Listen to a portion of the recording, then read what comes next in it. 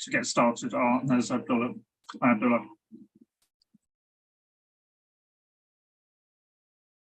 Okay, so welcome everyone to the check-in meeting. For a change, we're really only focusing on one area, and that's the draft strategy.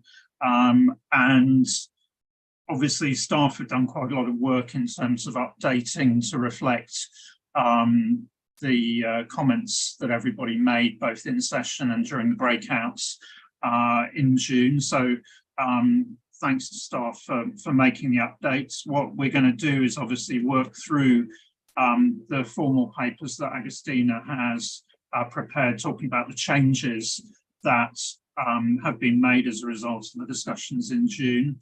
Then we'll walk through the document section by section to pick up additional points for discussion there.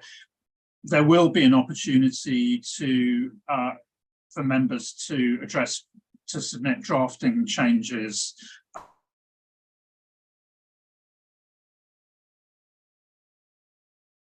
So what we're looking for again is sort of matters of principle issues that you're concerned with, rather than detailed drafting comments today.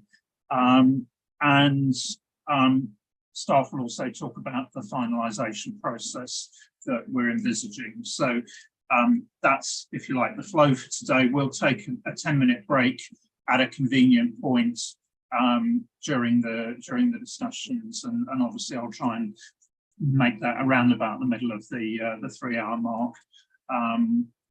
If we're all happy, we can finish early, but we'll use the time appropriately and see how we go. Ross, anything from your point of view at the moment before I hand over to Dave and Agostina? No, nothing from me at this point. Thanks. Okay, so with that, Agostina and Dave, welcome. Thanks, Ian. So as Ian mentioned, staff has made a lot of progress on this document this quarter, I guess this month, since the IPSASB June meeting, and a few key points that we really wanted to highlight that really helped move this document along, a few meetings we wanted to talk through. But before I highlight those, I wanted to give a little background on how the IPSASB got to this point with the document. So even though this is before the initial talks, the real, I'll say, genesis of this document really goes back to the mid-period work program consultation. And when the IPSASB closed down that consultation and made decisions in March 2022, two big factors coming out of that really helped drive or shape where the next strategy is right now. And those were the additions of 2 major projects and 4 minor projects, really filled out the IPSASB's current work program. And coming back from the mid-period work program consultation, this was really the first touch point the IPSASB had with its constituents, where constituents said, now is the time to enter sustainability. We need the guidance today, and it's urgent. And even though the IPSASB had discussed that internally in a number of instances, again, this was really the first time that the IPSASB heard it directly from constituents. So again, when I look back at the mid-period work program consultation, this was really the first point where it began the development of the current strategy or the next strategy. Where the first real discussions began on the strategy were in December of 2022.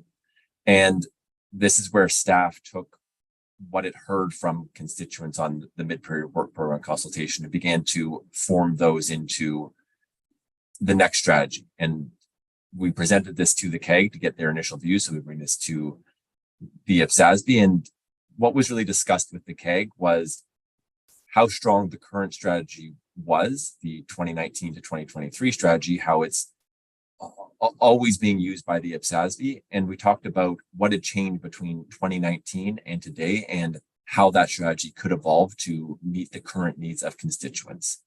And examples of that are the IPSASB developing a more complete suite of standards and really the move to sustainability, and how that still fit within the current constructs of the existing strategy and how that strategy could be evolved to the next version that we're working on now. So coming out of the December 2022 meeting, we moved to March 2023, and that's where the IPSASB really began to discuss the next strategy. And again, the points I just emphasized that I discussed with the KEG, or we discussed with the KEG, we brought those to the IPSASB, and the IPSASB gave its blessing and made decisions that the current strategy should be evolved for the circumstances that exist in 2023 that are different from 2019, and that should really be the direction of the next strategy as we move forward. As we move to June 2023, what staff did during Q2 of 2023 was develop the first draft of the strategy and work program. So what you saw in June was the core document, and what I found really useful and what we heard from a lot of members was useful is to discuss other aspects that hadn't been developed yet. The board observers and technical advisors were split into round tables to discuss certain aspects, specifically post-implementation reviews and project prioritization, to help staff develop those appendices and fully flesh out those portions of the document. And that starts to bring us into this quarter and the last month, where staff's tried to move this document forward significantly, where staff's really taken the instructions from the board coming out of the June 2023 meeting, built out the appendices specifically on project prioritization, and presented to you what is maybe what I'll call kind of a more final version, a more final draft of the next strategy consultation. One of the maybe the most important events of this month, at least, was last Tuesday. Staff presented the exact same version of the document that you're seeing today to the KEG to get their feedback. And I'm happy to report that the KEG was really happy with the document. What really stuck out to me was they thought that the direction the document was going, so the evolution of the existing strategy, was the appropriate way to go. Going back to their advice in December 2022, they thought it was reflected appropriately. And I guess another comment that they really stuck with me is they thought it was written at the right level. So they thought it was communicated well. And that was encouraging to hear from a staff perspective, because even though the KEG has an idea what's going on, they're not reading the document quarter over quarter. So when they see it for the first time, they understood it and thought it held together well. The last point I'll make on the KEG is we will provide a full report back on each of the KEG comments, and that will be attached as an appendix to the September papers. But there's nothing significant of note that staff wanted to highlight that would change the direction of the document at all. Just wanted to highlight that you will see a full report back on that. As Ian noted, what we're really trying to focus on in this meeting is, and Augustine and I will get to this more at the end, coming out of this meeting in about a week, we'll move to the designer, and the designer starts to take hopefully the final version of the document, and it takes a few weeks to design the document and bring it back to the board in September. So we're really trying to finalize, lock down, make sure that we have all the principles appropriate, and take your editorial comments coming out of this meeting so that we have a as final version of the document that we can have in about a week's time, so that the designer can really start to work on it. So that brings us to today. So Ian, I'm happy to pause here, or happy for to turn over to Augustina to go through our first paper. I think probably, pass over to Augustina at this stage, just to move forward. Just one thing to say, the check-in with the CAG was Fabienne's first outing as the new CAG chair, and unfortunately, or fortunately, it's good for her, but she's in Japan at the moment on holiday, so unfortunately she's not here just to give a summary of those discussions. But I think Dave has given the board the headlines that we needed at this stage. So I think probably at this stage, Augustina, move us into the first paper. Thank you, Ian, and thank you, Dave, for that summary of what brought us here. So the first paper, Agenda 1.2.2, is about the revisions to the core document itself. During the June meeting, we heard from the IPSASB that whether we needed to use a strategic for the strategic objective adoption or implementation. We heard about how to do the connectivity between sustainability and public financial management, consistency, use of terminology across the documents, such as standard and guidance, and reinforcing that the IPSASB advocates for accrual IPSAS versus cash IPSAS, and some other comments regarding some wording on high quality and where that was kept, and then amendments to RPG 3. The paper walks us through those decisions and recommendations from the IPSASB for the IPSASB to consider. And with that, I'll pass it to Ian and ask whether the IPSASB agree with the recommendations as to how those instructions were addressed. Thank you.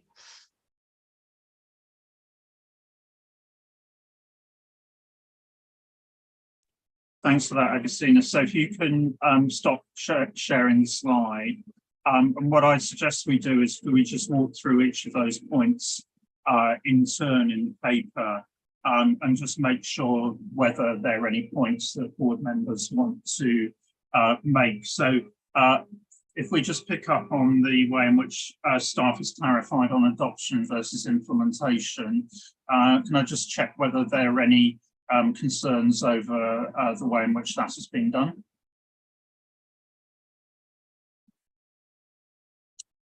Yeah, so I've got Lucy first and then Andrew. Yes, thank you, Chair. Thank you, Agustina, for the Dave and Agustina for the useful presentation.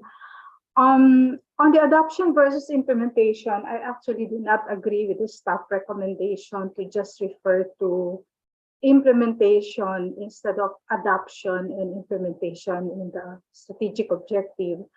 As amply defined in paragraph 6A, adoption is the fact of choosing to take up something, such as the political or legislative decision to adopt an accounting framework.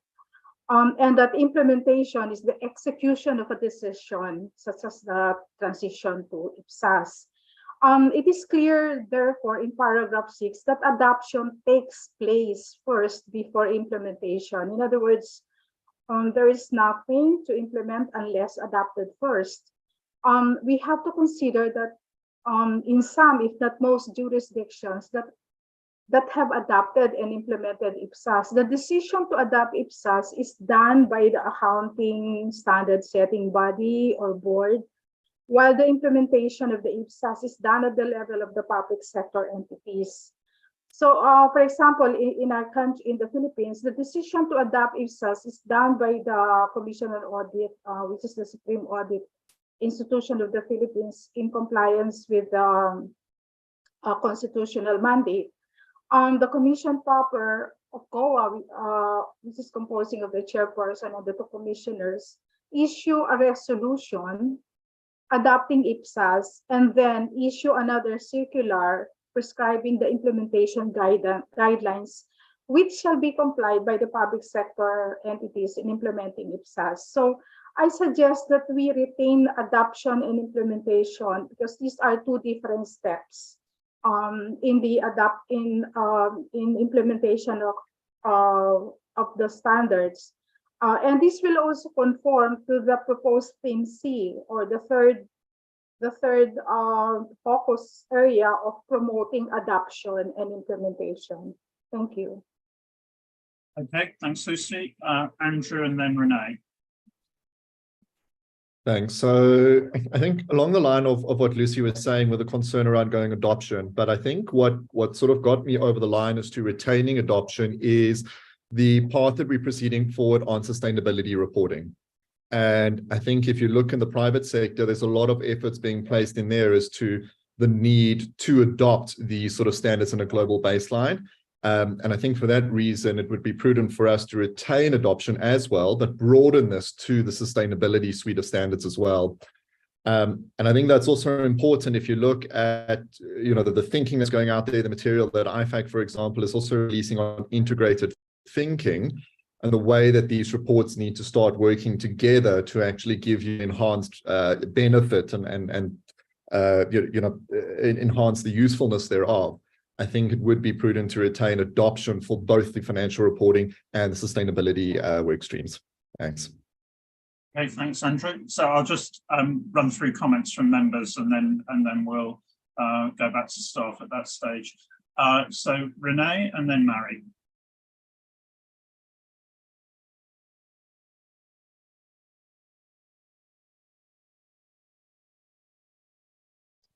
Can't hear you, Renee. Can you hear me now? Yeah, we can hear you now. Okay, thank you. There was a problem with my headset. Thank you, Chair. My comment and reactions are along the lines as those of Lucy and Andrew. I also am supportive to keep adoption in the statement. I find that it makes for a stronger statement. I think that first and foremost, we want to promote and encourage adoption, and implementation is implied in adoption.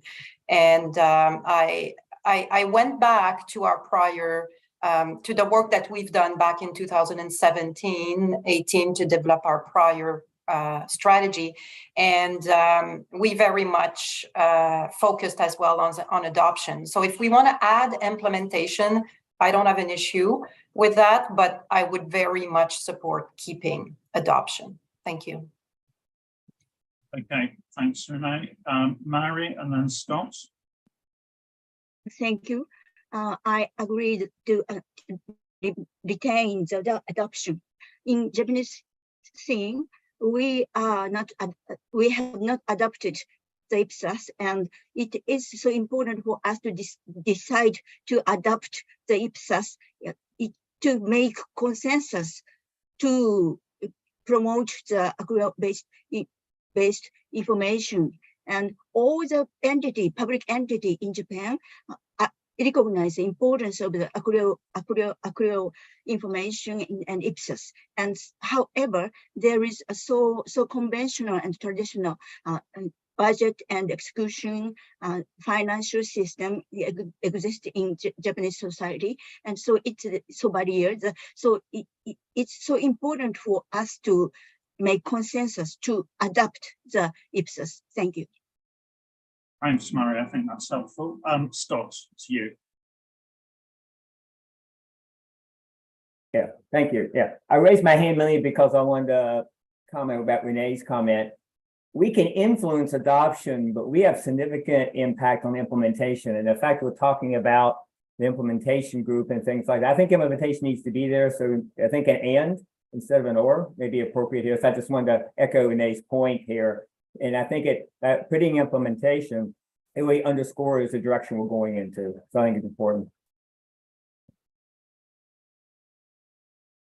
Thanks, Scott. So I'm sensing that members will be happier that if we said increasing adoption and implementation in the strategic objective, and then there would be consequential changes from that. Ross, did you just want to come in on that? Yeah, just to agree. And I think just for a little bit of background for the board, for their understanding, if you look back to the last strategic objective, we didn't have implementation. So we've probably overreacted when we added implementation to take out adoption.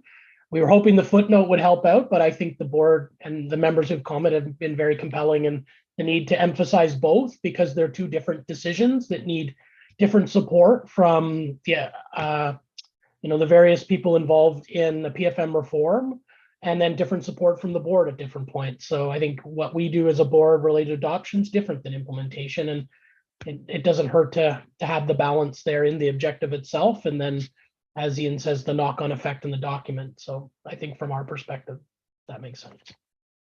Okay, thanks, Ross. So I think that's a decision then that the objective should refer to both adoption and implementation. I think it's helpful to keep the footnotes in any case, and then there will be consequentials through the document. So if we can leave staff to pick those up. So thanks everyone for that. So then if we move on to the next point then in terms of connectivity between sustainability reporting and PFM, and that's really, are there any points anybody wants to make on the way in which that's been addressed in the document? Yeah, Mike, and then Todd. Okay, so thank you very much for explaining the connectivity. I don't want to question what is explained, but I'm still struggling when it comes to our objective. I still have the feeling, and I think that PFM that fits perfectly to accrual IPSAS and financial accounting. But I think when it comes to sustainability reporting standards, it's really broader. You need to keep in mind that we have other stakeholders, like, for example, environmental ministries, and for them, key is environmental management. So my suggestion would be that we carefully choose the wordings of our objective, for example, like strengthening PFM and strengthening sustainability management. Then we have that connectivity with PFM, accrual accounting, sustainability reporting, and sustainability management, or broader management, let's say.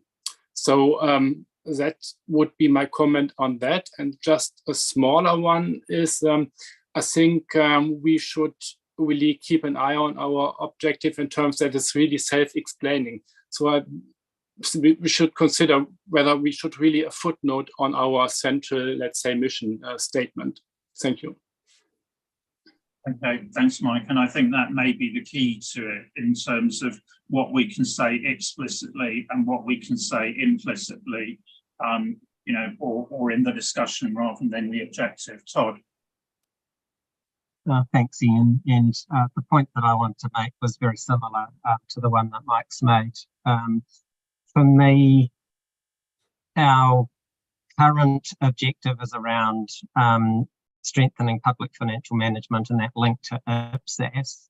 And it doesn't quite feel right to sort of now say strengthening PFM and link it to both IPSAS and the new sustainability standards. It feels like we need to get up front in this objective, that idea of sustainability, which is why we're then dealing with sustainability standards. So, you know, it's probably not appropriate to try and wordsmith this in this meeting, but it feels to me like we do need this strengthening PFM and sustainability up front, which is then through the IPSAS standards and then the sustainability standards.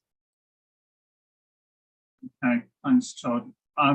Ross, perhaps you can just take us back into the point that Mike made about the mission, because I think we've got to be quite careful what we claim in this document in terms of objectives versus discussion. Yeah, maybe my question was more back to both Todd and Mike on kind of what they're envisioning, because I guess we were comfortable with what's there because I still see what we're doing in our sustainability reporting as part of good public financial management. And maybe sustainability is broader, but I don't think we're going to get into the broader environmental management aspect. So we've always positioned what the board does in developing reporting standards as part of contributing to good public financial management. And I still think sustainability, in my view, and managing that well is good public financial management, because it's about the resources that you contribute to the sustainability initiatives and having an understanding if they're having an impact in terms of goods and services delivered to the public sector, whether that's funding your sustainability initiatives and not funding other programs you're currently funding, or making that decision. It still comes down to public financial management. And I still think that's what the board should be focusing on. So if we want to add a footnote to emphasize that or play that out, that makes sense. But I would be a little bit concerned if we start adding to the length of the strategic objective for a fairly subtle difference that I think maybe makes it more difficult for us to focus on what we're actually trying to do, which is develop the reporting standards that affect better public financial management. So I guess I'm just not clear how to deal with that comment at this point in time when we don't have any standards. And I still think the remit comes back to the public financial management aspect in terms of us developing standards. So I'm a little bit lost on what the proposal is. Oh, I can come back on that. So I did play around with some wording, and I would talk about strengthening public financial management in a sustainable way. So that's what our objective is, to do that in a sustainable way. And so how do we do that? We do that through both the financial reporting standards and the sustainability standards. And they need to work together to deliver on that objective of public financial management in a sustainable way. So I think on this one, I think what we've got to do is actually be realistic about what we are actually trying to do at this stage. And I understand, you know, the aspirations that Mike and Todd have there, but I think equally in terms of where we are, while sustainability reporting standards for the public sector will contribute, I think we have to be, you know, there needs to be some due modesty, if you like, in what we're trying to do at this stage. So I think what we need to do is, I would suggest that we certainly have a look at the drafting that we have in the relevant sections. We could, and I think it's worth just considering,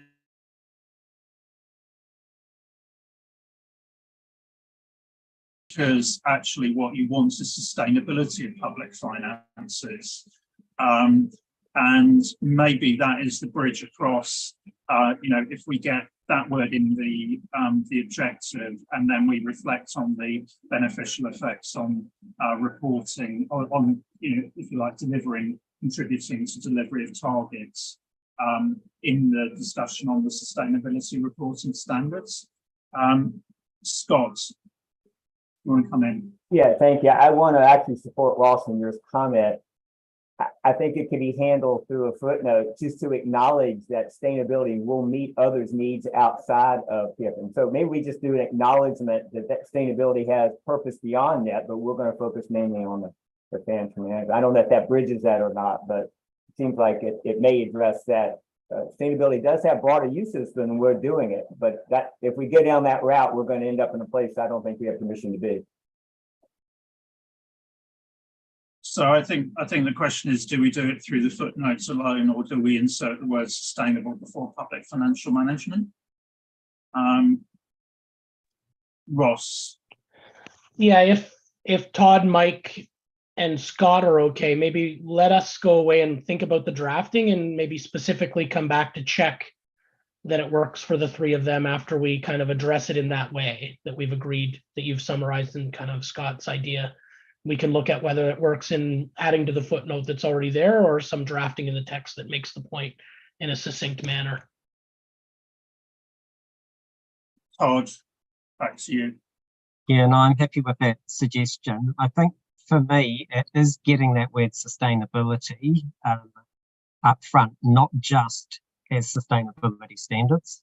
And I don't think it works as well just as a footnote, because we want this to be the objective that we have for this strategic period. And if we're going to get into the sustainability space and start setting sustainability standards, it feels like we need to have that in the objective quite clearly. But we can work it offline. Okay. I'll take Andrew, but then I'm not taking any more interventions on this because I think we know the issue. Andrew. I'll be brief, sorry, Ian. It was just to lend my support to what Todd said. I think the sustainability does need to be there. And I think how we can limit is again, start thinking about the integrated thinking. Our aim is still public financial management. We're adding on just a broadening of the sustainability in here. And I think to bring in the integrated thinking in that, and I would support core text, not necessarily a footnote on this. Thanks. Okay. Well, I think where we get to on this is, I think, you know, clearly there's a desire to go further in terms of the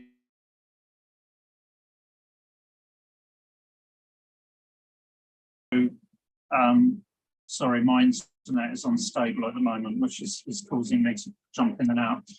So I think where we get to is that, you know, I hear the messages in terms of getting sustainability into the objective. I think at this stage, if we can use it as a qualifier for public financial management, that's probably the way through rather than something separate. And indeed, I think that would be consistent with work we've been doing with OECD and and so on. So I think if we try that drafting that we have strengthening sustainable public financial management, we look at the wording in the footnote, we look at strengthening the wording in the sustainability standards discussion, I think that's probably the way forwards. I think when we've done that, probably there is just a specific discussion that we need to have on whether we have, because the objective is important. So I just want to have one final turn on that as to whether we include sustainable there or not. And I think it's literally, do we include it or do we not? Because obviously it does change the objective slightly. So I think, not a broad debate, but I think we will just have a, do we include sustainable or not discussion in September. Okay. But in the meantime, staff, if you can take away those pieces of drafting and we'll just work with those members just to make sure we get the sense on footnote and in the section on sustainability reporting standards. Okay. So with that, let us move on to the consistency in terms of use of standard and guidance within the document.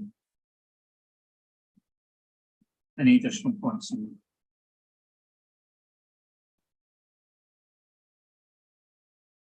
that? Okay, then we move on to accrual IPSAS. Sorry, Todd, you're on that. Yeah, sorry, I was just a little bit slow finding the hand to raise. It's a difficult one because we use the term guidance when we mean authoritative in some cases and guidance when it's non-authoritative in others. But I think when we talk about standards, we mean authoritative material generally. And when we talk about guidance, generally we're talking in a non-authoritative sense, unless we are talking about the specific application guidance that's authoritative. So there is something for me in how we use guidance, and I think guidance, just the word guidance, means non-authoritative unless it's qualified as part of a standard where it is authoritative. Sorry, I dropped out again then. I mean, I think that on this one, I'll go to Ross, but I think we're going to have different views on this because certainly, if you like, my view would be that guidance encompasses standards and non-authoritative. So I think probably what we need to do is actually just work out whether there are any references anywhere which cause specific problems and just sort of drafting on those. Ross? Yeah, I take Todd's point and your point. I think when we're talking about what we develop, our IPSAs have both authoritative and non-authoritative guidance in our standards. And when the board decided that we're developing and going to brand sustainability as standards, I think that includes both authoritative and non-authoritative guidance. In this document, when we're talking about guidance, that would be something that's not a standard, whether it's an IPSAS or whatever we call end up branding the sustainability standards. So I think we're trying to be clear between when we're standard setting, meaning developing new IPSAs or amending existing IPSAs or future sustainability standards. And when we're talking other guidance, we're talking non-standards. And I think that's pretty clear in the document. That's what we mean. I know in different jurisdictions, everybody uses different things, but we're trying to be very, very consistent. The difference between standard setting, which is developing guidance that goes in IPSAs and standards on sustainability, and other work that we do that may or may not result in standards. That's when we talk about guidance. So if you spot where you see inconsistencies in that and we should fix it, let us know and we'll have another look. But that's very much how we're trying to speak about it now and when we talk about our work program and in our strategy. And I think it's important we don't add any lack of clarity on that because I think that adds to confusion that stakeholders are having. Okay, that sounds sensible. So, if members can pick up in, drafting comments, any particular cases that cause problems. And one thing actually I was going to ask staff is if you could circulate a Word version of the document immediately after the meeting, because that would help members in terms of providing their comments. Okay, so then we've got the reference to accrual IPSAS. Hopefully that's okay. Lucy. Yes, thank you, Chair. Actually, for consistency, I suggest that we use accrual basis IPSAS, because we have two types of IPSAS, the accrual basis and cash basis. We don't have accrual IPSAS, but accrual basis IPSAS. So I suggest that we retain that in the strategic objective. Thank you. And by the way, in connection with the use of terminology accrual based, this was used twice. I noticed that this was used twice in our IPSAS literature, in IPSAS 27 agriculture paragraph BC1, and RPG 2 paragraph BC4. I think for consistency also these paragraphs have to be amended, maybe in the future. Thank you.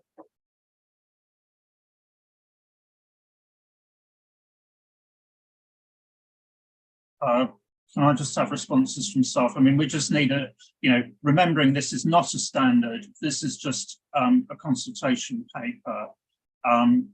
So, Agustina. Yes, thank you for the comment, Lucy.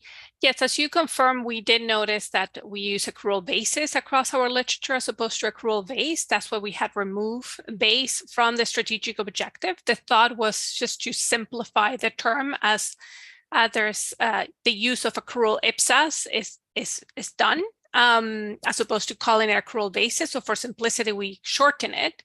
But I think if there's a view from members that they prefer to add the word basis, I think that's a quick change. Ross? Yeah, on that point, I think when we talk about it in the board and when we look in our literature, I think, we have a big discussion with ourselves on what to call that. But if you're outside the board looking in, I don't think there's any confusion between the accrual IPSAS and cash IPSAS. So in removing accrual based, we're just trying to keep our strategic objective, more concise and clear, so that when people read it who aren't involved in our work, they have a strong understanding of what we're referring to. And we are referring to the accrual IPSAS and the future sustainability standards here. So reducing the number of words by taking basis based out, I think, clarifies it. I don't think that adds any confusion. And when they read the standards themselves, it's clear which standard applies to which situation. So that's why staff made the change they made. But I guess the question is, what do members think as a whole? I mean, I just think we need to remember this isn't a standard that we're writing. It's actually just a strategy statement. So from that point of view, I think the more accessible it is, the better. So on that basis, are we content to go with the staff proposal, therefore, in terms of accrual IPSAS?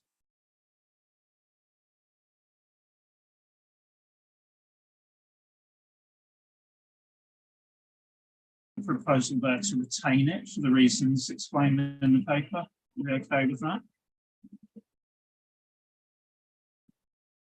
Okay, and then the final point is the how staff have addressed the points on RPGs and the need to review those. Any comments on that?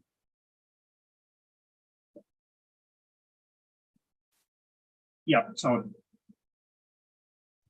Thanks, Ian.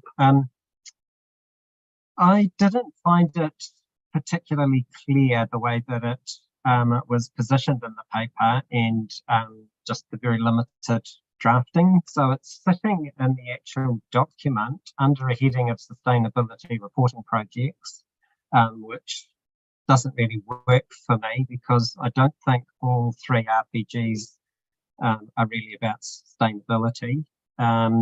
So that's creating a little bit of confusion in my mind for our constituents.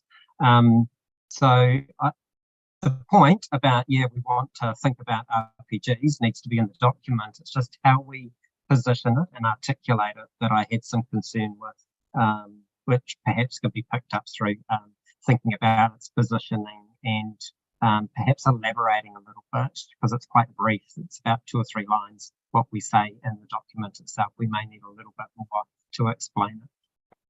Well, I think the brevity is intended, Todd, because whilst we're committing to reviewing it, we're not committing to necessarily what would come out of that. So the key is that it's lodged. Ross, on the structural point, I mean, you know, it could go either in sustainability reporting or financial reporting. The reason why we're looking at the status is because it's triggered by sustainability reporting work, and that's probably why it's there. It has to go in either one. I think, Ross. Yeah, maybe just to build on that, Ian, I think the reason it is where it is because if you look at where sustainability reporting standards are going to sit, it's in the same space as where RPGs are now. That's outside general purpose financial statements in general purpose financial reports. And as we start to move through the topics, inevitably, we're going to touch on topics that touch these 3 RPGs. And if we are to revisit them and do anything with those RPGs, I think it'll happen under sustainability work. It's not going to happen from our general financial reporting work program.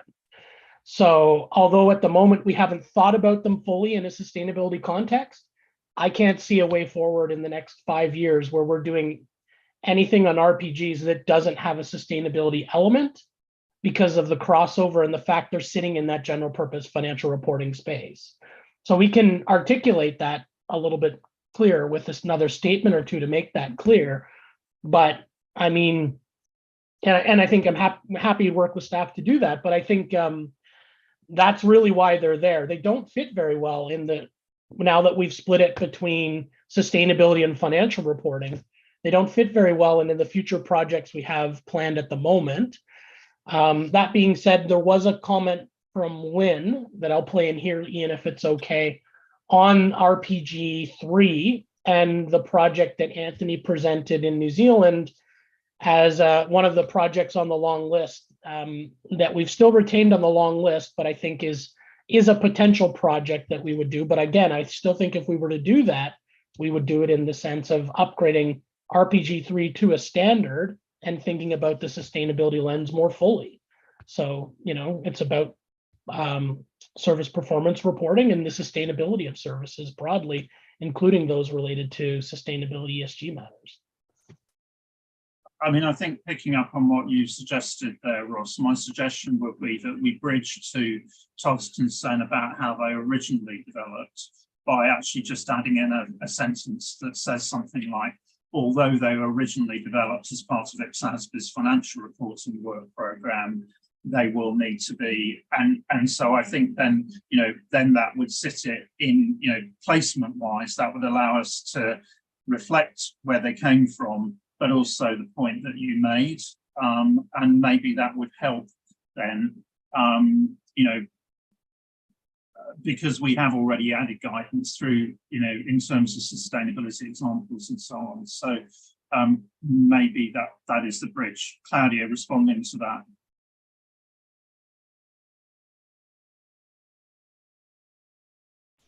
Hopefully you could hear me.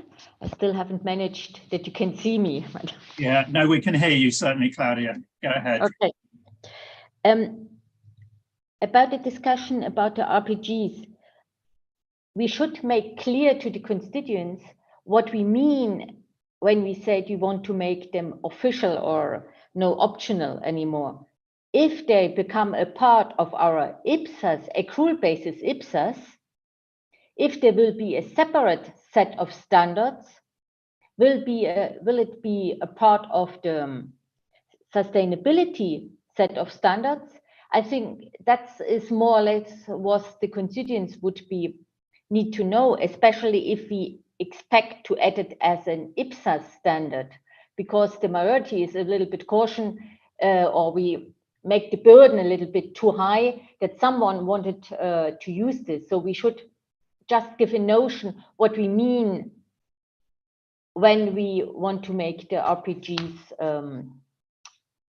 no more optional. Thanks, Claudia. think we just have to be really careful not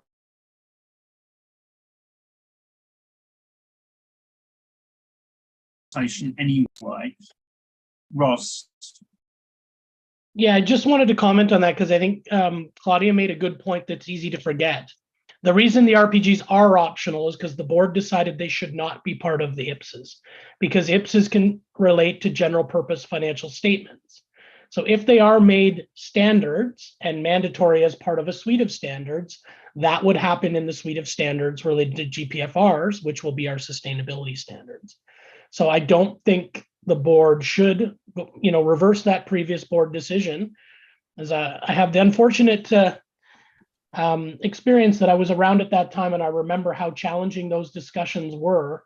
And the board, it ultimately came down to auditability, that these general purpose financial reporting requirements would not be suitable in a set of general purpose financial statement standards because of the audit issues. So I think they will never be part of the IPSAS. So again, I think that links better to why they should be talked about in the sustainability work stream and clarified as Ian suggested. Yeah, I mean, I really think all we can do at this stage is raise the issue, because we don't know where we're going to go on this. And so the commitment that we will raise it and explain in that context, I think should actually at least, say it's a placeholder, and it's nothing more at this stage for all the reasons that we've had the discussion, because it will generate a lot of discussion and debate. Todd.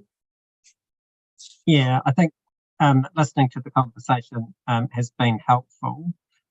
What I just wanted to clarify, and I think this is quite important, we are talking about general purpose financial reports and general purpose financial statements. So IPSAS is very much about general purpose financial statements. The 3 RPGs are about general purpose financial reporting, and sustainability is also in that broader general purpose financial reporting space, I think. I just don't want to conflate the issue that these 3 RPGs are part of sustainability reporting. They are part of general purpose financial reporting. And I think having it under that sustainability heading is a bit confusing, because I agree they're part of general purpose financial reporting. I don't know if I agree that they're all about sustainability reporting. RPG 1, I think very much is, because it's got sustainability in the title. I don't know about RPGs 2 and 3, and I think if we are pushing them into these are part of sustainability, that doesn't make a lot of sense to me, and we might create some confusion amongst our constituents saying that they are sustainability. They're part of GPFR.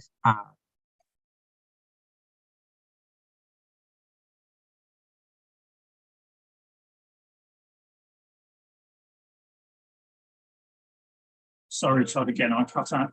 I mean, I think, Todd, you're just going to have to live with some grayness on this, because actually what you're poking at is a debate that the board had when it was developing the conceptual framework. And there wasn't a clear agreement at that stage on the difference between GPFS and GPFR, and whether GPFR is actually required to be with GPFS, whether the material could be displayed elsewhere.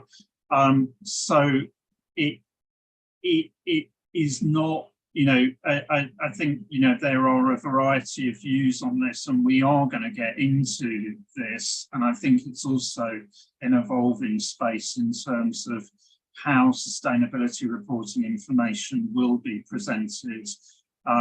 Clearly there's transitional requirements in terms of whether that's published at the same time as conventional GPFS and so on. So I think on this one, we've just got to be very careful to avoid these issues in the strategy. I'm not saying we won't have to get into them at the appropriate point in time, but I think we've just got to try and avoid, in the wording we use at this stage, actually predicating what those decisions might be. So I agree it's probably not satisfactory, there's some grayness there, but I think for all the reasons that we've explained, I think we've just got to actually log the point that we're going to have to think about it and avoid any tripwires in the drafting at this stage. So I think if there are any, through drafting, if there are particular points that cause you problems, then highlight to those to staff, and we'll try and draft around that, if you like, but acknowledging that we have that, unfortunately, that greyness at the moment. Okay. So with that, let's move then into the next item, the projects. Okay, thank you for all your comments. So the next recommendation is regarding, sorry, there we are. The next paper, agenda item 2.3, is regarding the revisions and done to the appendix. Here, like in June, we had that breakout sessions and discussions on what projects will be included in that list to be consulted in an inter-period consultation in the next strategy of the IPSASB.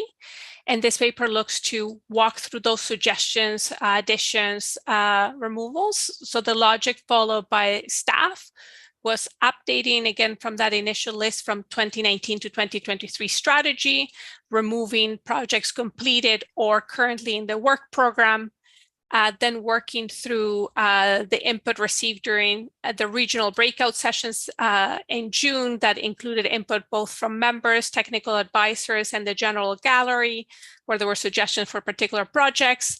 And then as well as just the discussion that it was initiating in June regarding and starting a PIR process, a post-implementation review, and how will the projects be classified or grouped between those classifications or groupings in the work program. And with that, I would pass it to the chair to see if the IPSASB agrees with the decision, with the recommendation, on regarding the project prioritization list. Okay, thanks, Agustina. So I think probably the way we might do this is just open the floor for general comments to begin with on the approach that's been taken, and then pick up specific points on, individual projects that are or aren't there. So if I can open up for general comments on how staff have approached the development of this material, recognising, of course, it's the first time we've seen it. So general comments, please.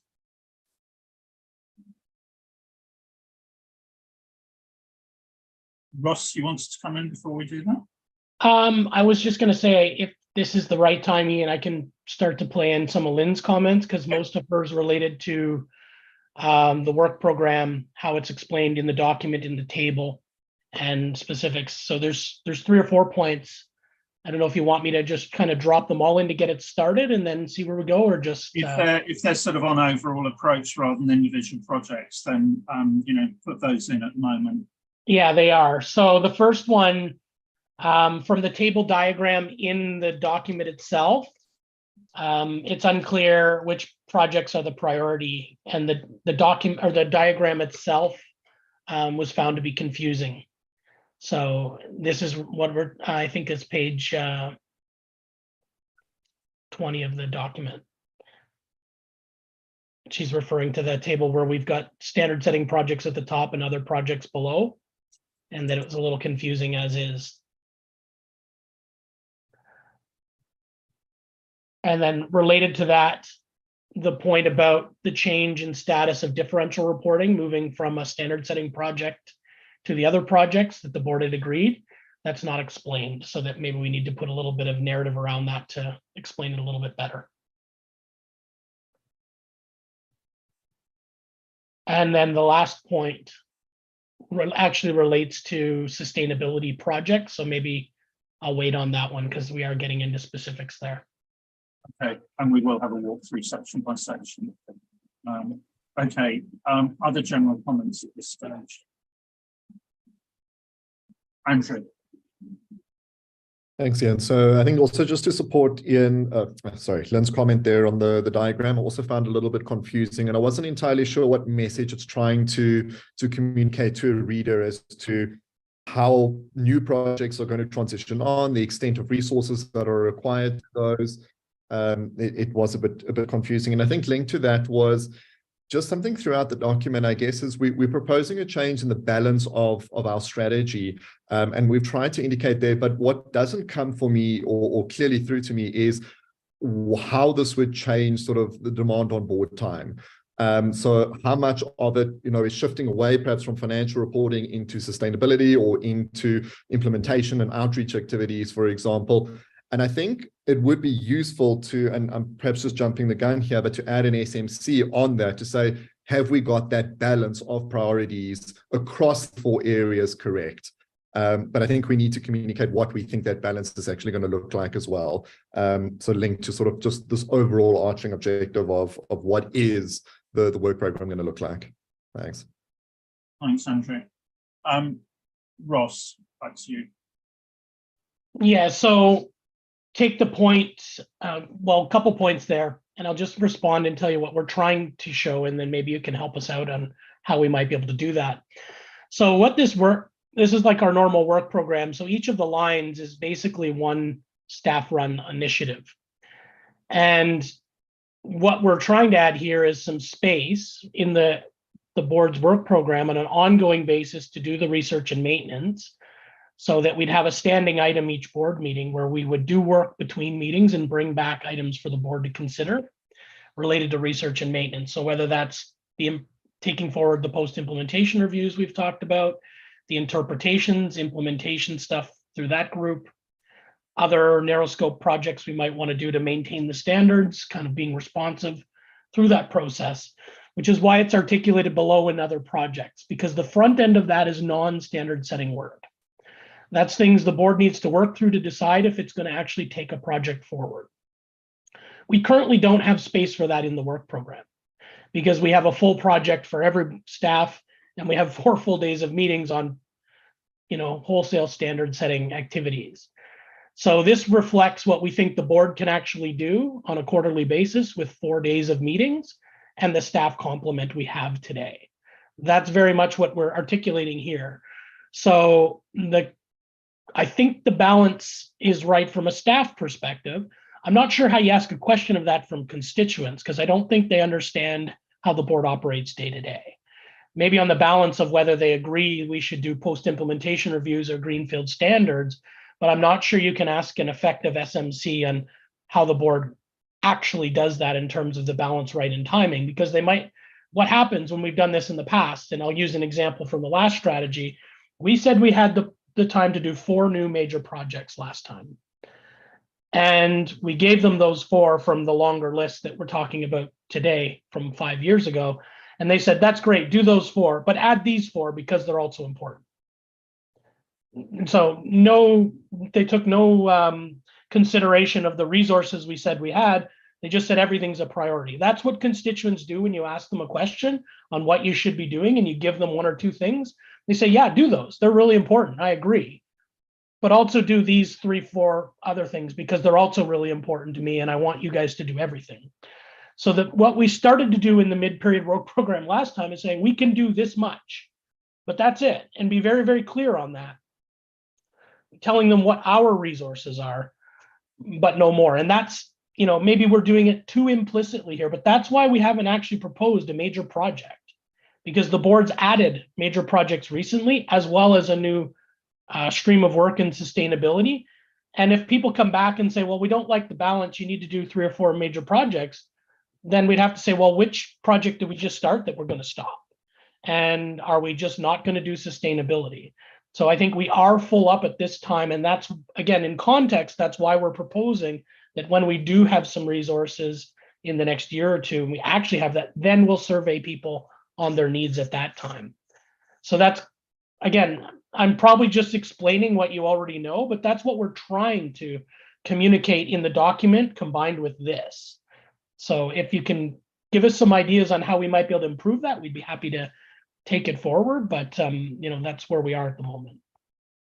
So Ross, in terms of a way forward, I think because it does provide context for the discussions, what I'd suggest is that we actually pull this table up front and provide some narrative explanation with it, which I think we had some of that in the previous strategy, which explains, the fact that what this does is reflect, assumptions and so on.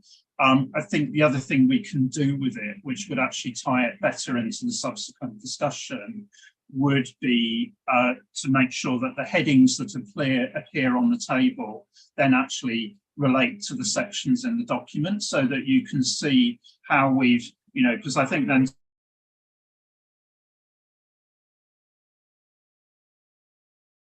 comments about board and staff time within the document. So we just need to reflect on where those appear. But if we say up front, here's your summary of how we're proposing to use board and staff resources across and fit it across the headings, I think that would provide a lot better context for everybody. And then you're basically, then we need to add that, and we haven't got space. These are the things that we're not doing because we've added those in.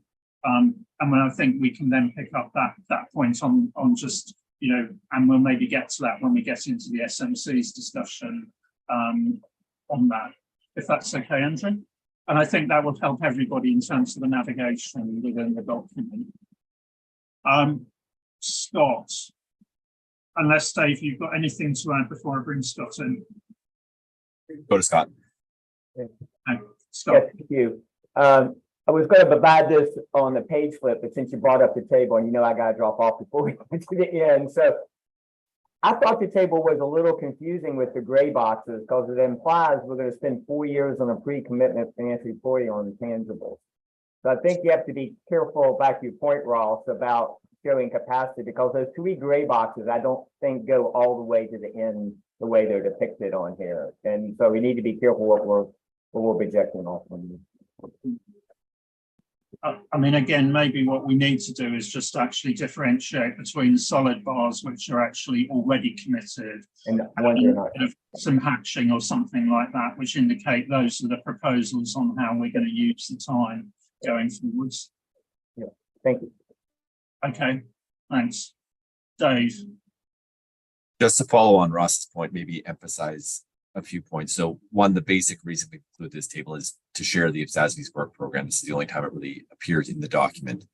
And then Andrew, maybe to add some context, and this goes to Scott's point on the gray boxes and those light blue boxes. In the 2019 strategy, those were white. So there was nothing there, and it really illustrated the IPSASB had some resources to dedicate. And what we're trying to show is, to Ross's point, that the board staff are kind of full up on resource use right now. The last point I'll make is this is somewhere that Augustine and I have discussed that I think we really need help from the designer on how to make these points more clear. So you will see hopefully a more clear version of this, because it looks like maybe 2 standards that have developed this table. And if we get some help, we can clarify the points we're trying to make. Okay, so I think in terms of moving forward with this, if we bring it forward, we look at the presentation, make sure that it ties into the 4 areas in the document, let's just look back at what we have by way of narrative, which actually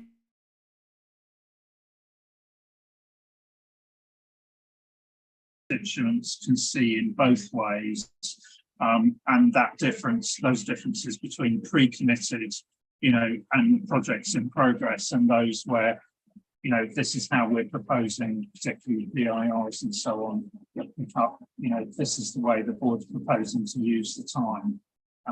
That sets the context, I think, for constituents responding. Okay, any other general points then before we get into the specifics around what's in each of those sections? Yeah, Abdullah. Thank you, Chair. Just a quick comment. I didn't see the project that we put as minor projects from the mid-work program, the materiality, intangible assets, and IPSAS 33. I didn't see where they fit in here. Thank you. Okay, I'll take Renee's comment and then go back to staff. Okay, thank you, Chair. For those projects, the pre-committed projects, I'm wondering if it would be useful to put a footnote or maybe a cross-reference to where those project summaries are posted somewhere on our website. When I reviewed this document earlier this week, I was trying to remind myself, oh, what did we decide again on intangible? What is narrow scope on intangible?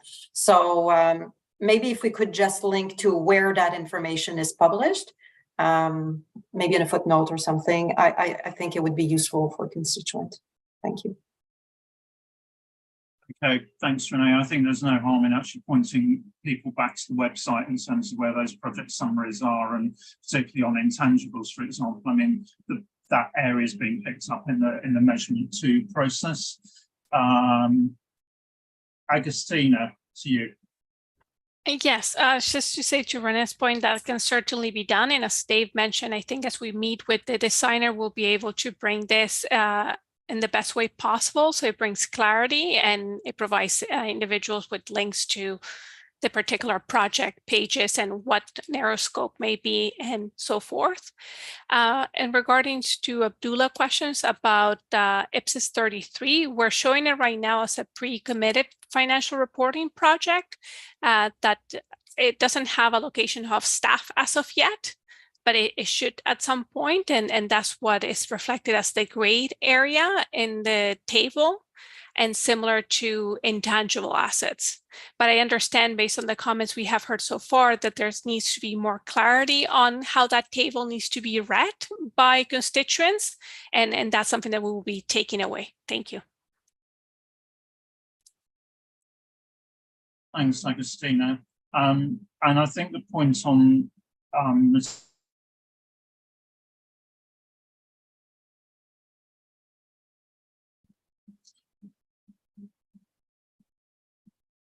okay, I think I'm back now. Yeah, I think on the point on materiality, I think we have to log that somewhere, that we haven't allocated time on that, but inevitably we will come back to that discussion in the context of sustainability reporting. And I think we'll have to take a decision as a board as to what we want to do with that project once we actually pick that point up in sustainability reporting, because it's obviously a very hot topic in terms of, you know, single dual materiality and everything. So we're going to have to come back to that one, I think, at this stage. Lynn, hi, I see you. You just made it through the transport system. Good to see you. Okay, so we're just about to go into the discussion on the how the individual projects have been treated, coming out of the discussions. So I think probably the easiest thing is actually if we just pick up we go through that table, and I'll pick up comments then on you know, potential projects, you know, any points anybody wants to make in terms of, if you like, how those have been either allocated or not, you know, deferred or whatever. So that's the table in Appendix A in 1.2.3. Just pick up comments on that. So open for comments.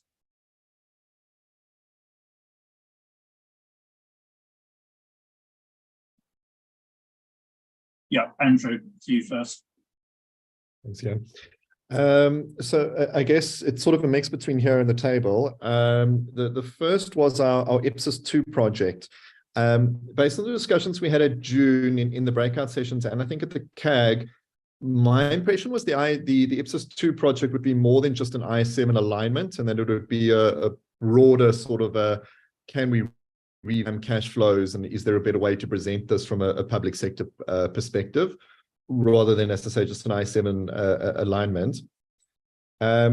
The project on discount rates, I possibly have a different view on that. I think the ISB has done a lot of work on discount rates, a lot of research, and ultimately came to the conclusion that we've got this good research, we'll park it and use it, you know, as consideration when we set future standards. And I think we should probably follow a similar approach. I don't know, we'd get to a different answer. Where I think something on discount rates could be useful is perhaps staff guidance or educational material, perhaps if we see there are problems in interpreting or the application of discount rates across the suite of standards. So I don't think it's a standard setting solution or work of the board, but perhaps something more for IFAC or for staff.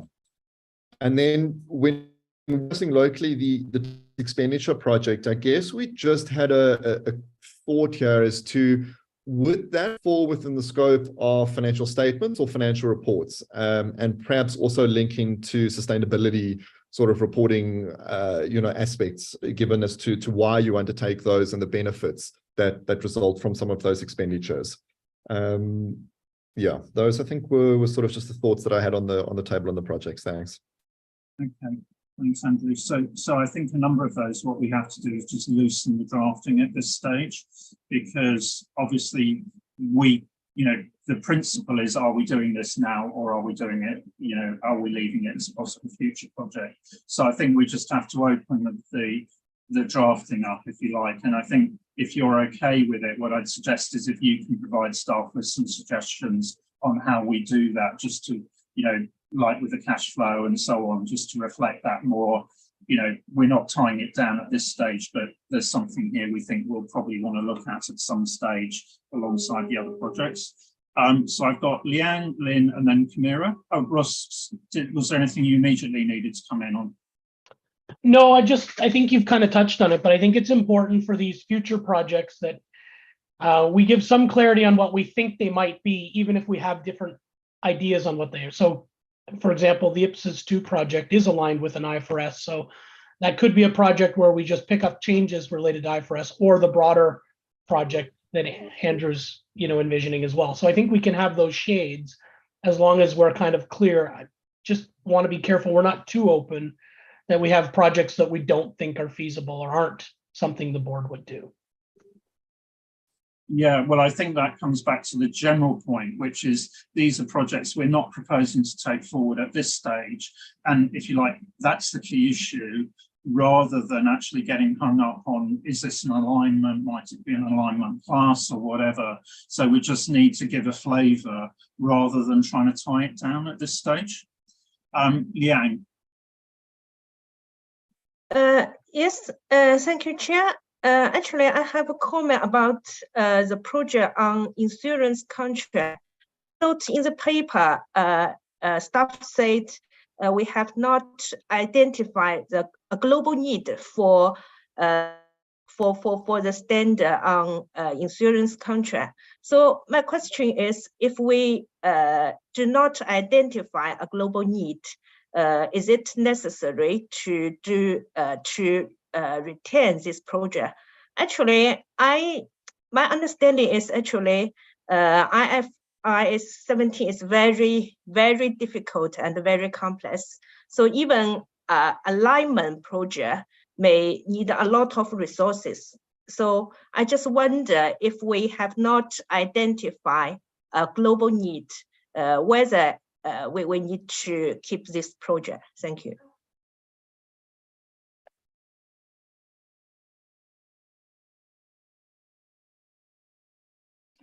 Thanks.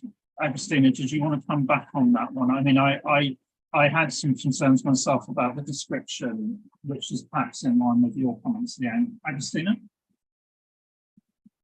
Yes, I think the thought why we were proposing to keep IFRS 17 is, though there might not be a global need, we are aware of certain jurisdictions applying IFRS 17. So there's a possibility that in the future, IPSASB would like to undertake that alignment project, and agreed that IFRS 17 is pretty complex. So several resources may be needed to be allocated.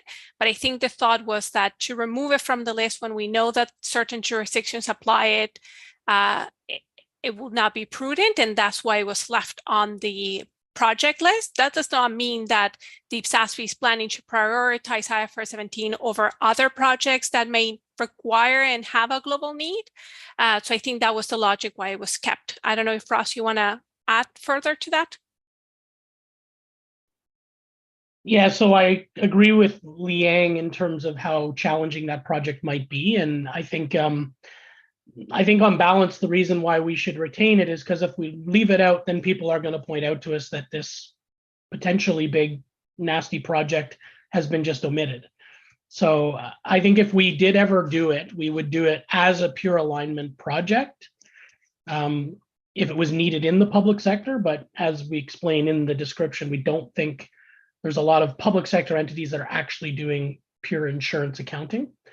So if the board did want to take it out, I'd be okay with that, because I don't think it's something we should put resources to at this time. And, you know, haven't heard a need from constituents that we do that broadly anyway. I think it's just the question, if you admit those type of projects that relate to IFRS alignment, people tend to point that out as if we haven't thought about it. So on this, I think we do have to, for the reasons you've I mean, they're on that dashboard table, as you know, we don't have a public sector equivalent of this. So I think we do need to include it. I think we need to soften the description or revise the description consistent with the comments that have been made. There probably is also a big signposting issue, which is actually, we have a heading standard setting projects. These are potential future standard setting projects, nothing more than that. And I think, again, we need to use that heading to end.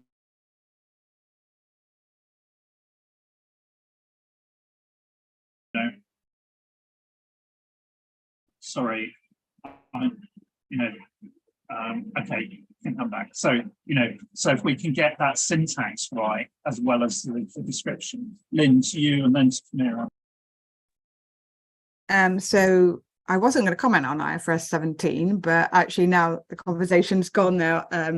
I guess my observation would be there are jurisdictions that already have done a lot of work in that space, adapting it to the public sector. So I'm not saying it's an easy project to do, because we have not found it easy in the UK, but I think we have got to a sensible place in the UK now on that particular one. So I think it is possible to do an alignment project that isn't too difficult, she says, famous last words. The points that I was going to make, and I think part of this comes to how we communicate what we've done here.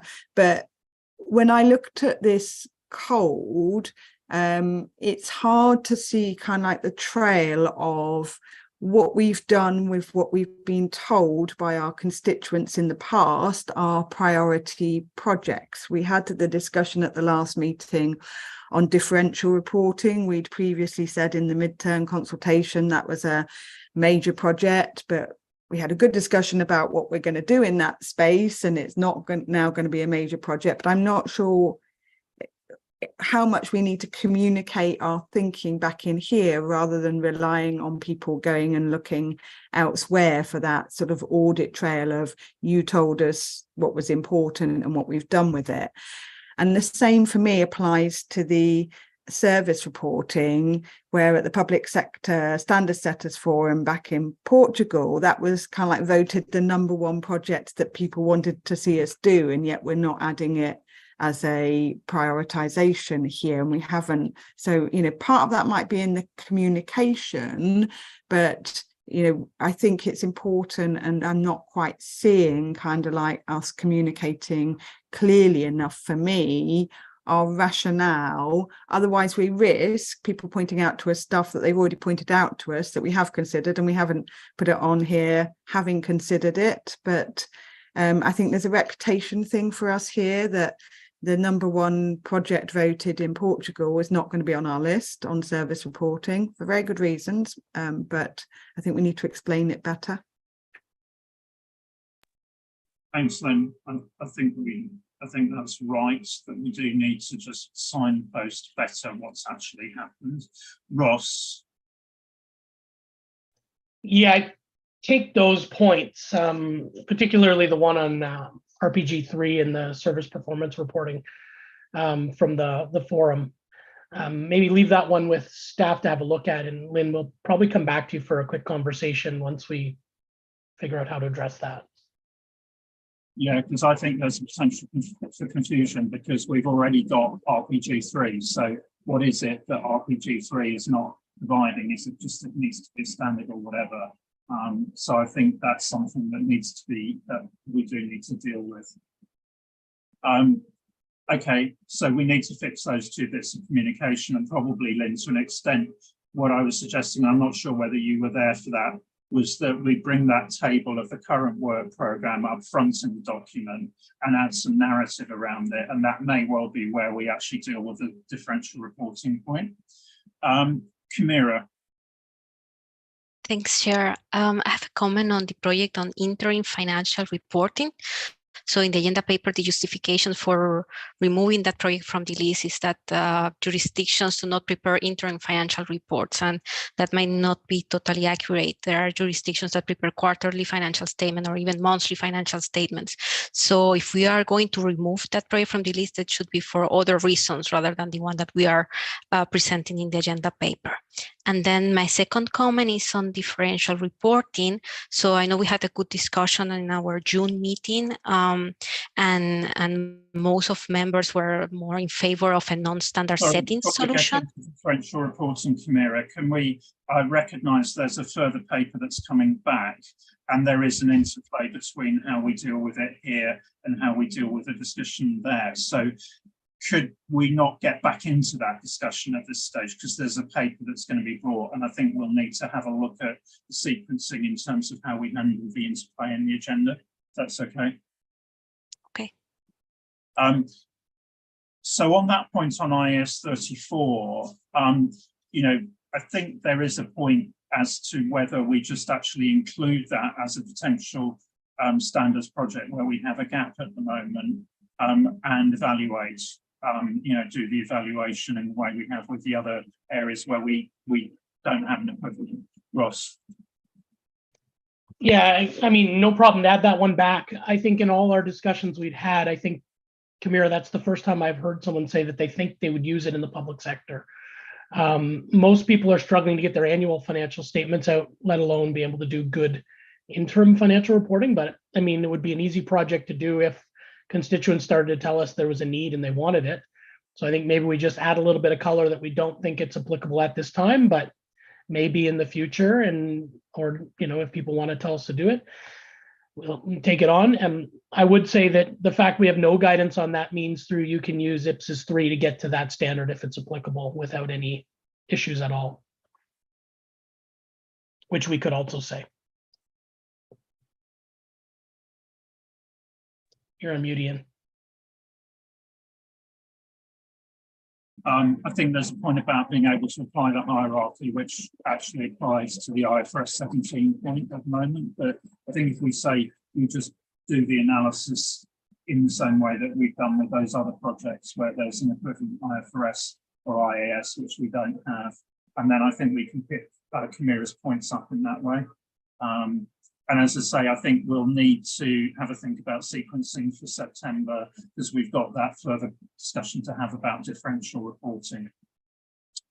Okay, so I'm not seeing any other hands up at that point. What I'd suggest before we head into the discussion about just walking through the SMCs is that we take our break at that point.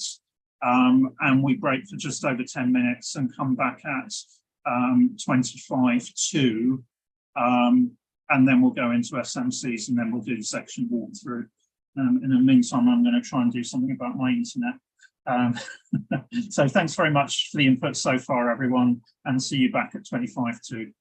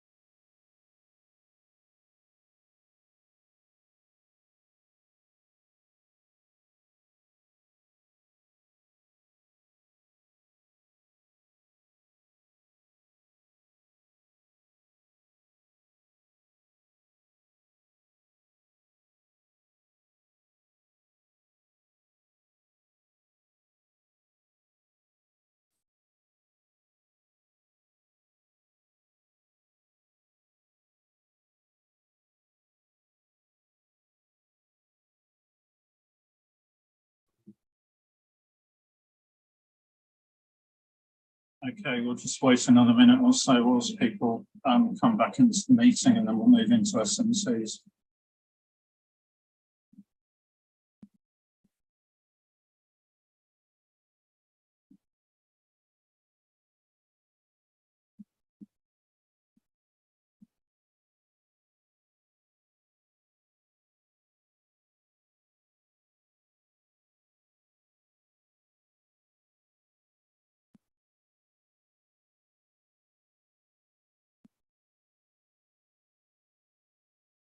Okay, I think most people are now back.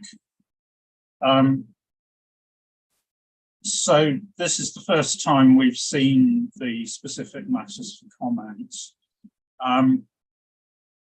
Obviously, you know, there may be some preferences in terms of how these are drafted, but I think the most productive way to have this conversation would be, are there any SMCs that members have significant problems with that are currently there? And are there any, I think we picked up one possible one earlier on, where we are not asking a question that people feel should be asked at some point in the document. Just before I open up for that, Dave or Agostina, is there anything you want to add at this stage? No, Ian, just to clarify, are you talking about where one of the members suggested asking a balance between our sustainability and financial reporting program? That was the SMC we could add. I mean, that one I think is problematic because of the fact that the sustainability reporting work is conditional on funding. And I think it's quite tricky to ask a question that we could maybe not fulfill. So maybe, and I can't remember, Dave, is there one which just asks generally about the balance within the program rather than being specific about that? So it allows people an opportunity to air that concern if they have it without being specific about that. So SMC 6, Ian, talks about how we prioritize the research and maintenance. So that's easily somewhere where a respondent could come in and give their views on how we balance the overall work program. Perhaps what we might do is say the overall balance, e.g. And then, Andrew, I think it was you that raised that point. Would that help you then if we just loosened it a bit in that way? So we prompt in terms of research and maintenance, but we open it up in a way that allows people to make a more general comment if they want to. Andrew? I think that would be useful. And I think also, depending on where we end up with that table, once, you know, staff have gone and worked away, where we end up with additional text and with the developer as well, you know, it might be useful to refer to the table or something along those lines. Agree with Dave's concerns that he's expressed, but it sounds like a reasonable path forward, yes.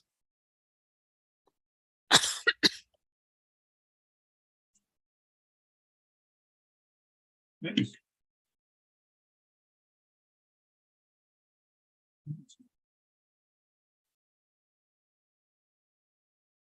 Lynn, to you. Yeah, thanks, Ian. I don't know if this is a comment on the SMCs or on the document as a whole, but it's in this area of the sustainability standards, because in the document itself, we sort of say, this is what we decided in December and it's subject to resources. And yet we have got an SMC saying, do you agree with our proposed areas of focus in setting sustainability reporting standards? And I think it just needs a bit more explanation, because I don't think it's clear to me in the document is sort of what's indefinitely nobody's got a point of view on because we've already committed to it. So I guess it's sort of a bit around SMC 3.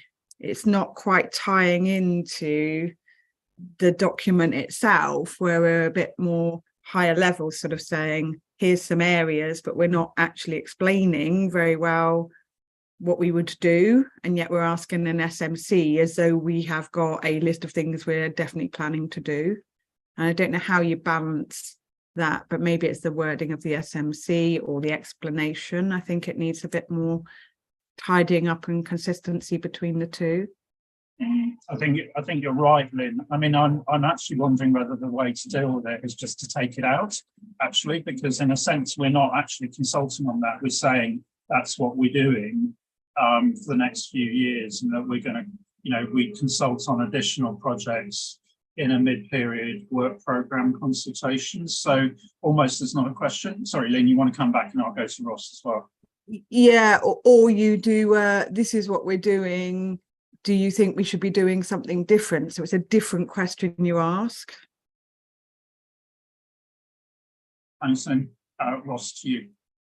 Yeah, no, I would agree. I think asking the question in the way we do right after the board made these important strategic decisions kind of feels like second guessing ourselves. So wouldn't it be better just to clarify the wording, as Lynn suggests, just to be stronger, that the board's recently decided to expand its remit to do sustainability. It's committed these 3 pieces of project climate relateds going forward. So set the scene on what the board is doing.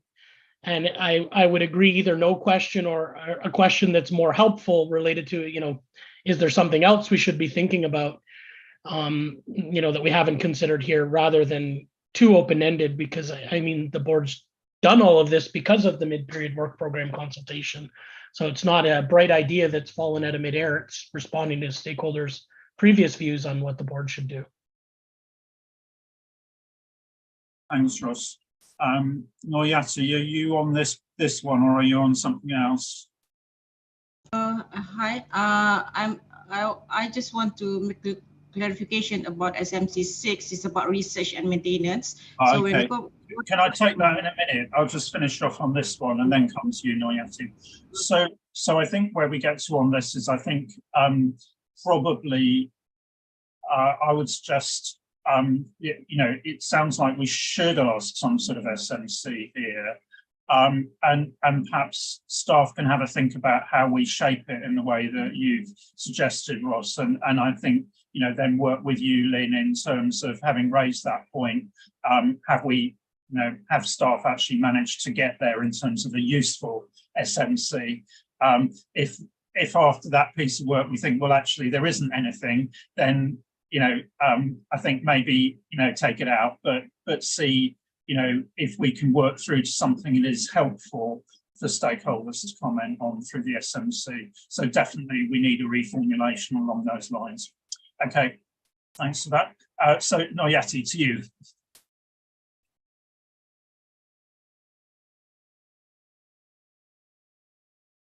About the research under 1.2.3, about the research that we conducted is only for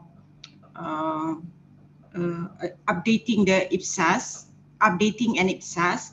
But what about if it research for the purpose of maybe there is a uniqueness of public sector that need to be the research have to be, you know, carry on because of that, and maybe not because of updating the existing IPSAS, maybe it could be for the new standard itself. So for the for the SMC 6, if it is priority for the interpretation and the stated there, I agree with that question. Okay, thanks for that, Noyati. I mean, we're going to slightly broaden that anyway. Any comments from staff? I think we clearly, maybe the thing to do is actually say staff need to go away and have a look at that, and then work with you, Noyati, in terms of making sure it's addressed to your point there. Todd? Perhaps a small point, but I did sort of pause when I got to SMC 7, and I think it's because it starts off by sort of presupposing the response we're going to get to SMC 6. So, you know, this is a consultation document. We're asking about, you know, should we be doing post-implementation reviews in SMC 6, and suddenly we're doing them in SMC 7. So I think we need to think about, definitely at a drafting level, SMC 7, if we want to sort of elicit from constituents, if they've got issues that could be picked up through a post-implementation review type process. So people could just think about the way that we ask that question. Thanks, Todd, or even potentially the ordering as well, maybe. Ross.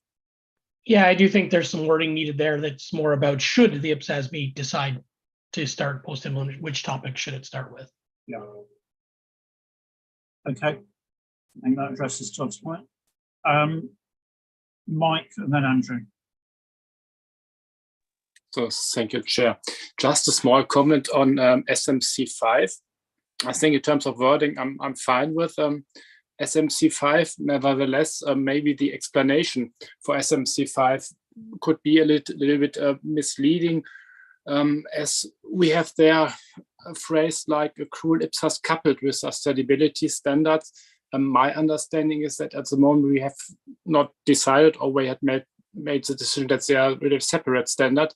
And so I would suggest to delete coupled and using a more neutral end, so that it's now the word accrual IPSAS and sustainability standard can strengthen PFM, to avoid the misunderstanding that they really need to have both sets of standards.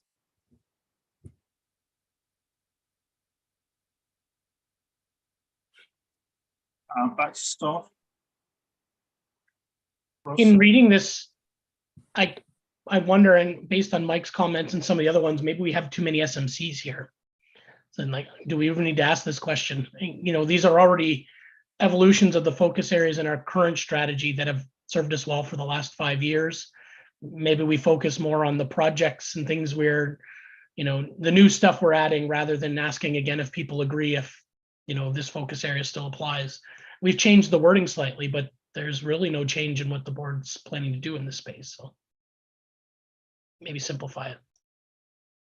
Okay, so you're suggesting we just remove it, Ross?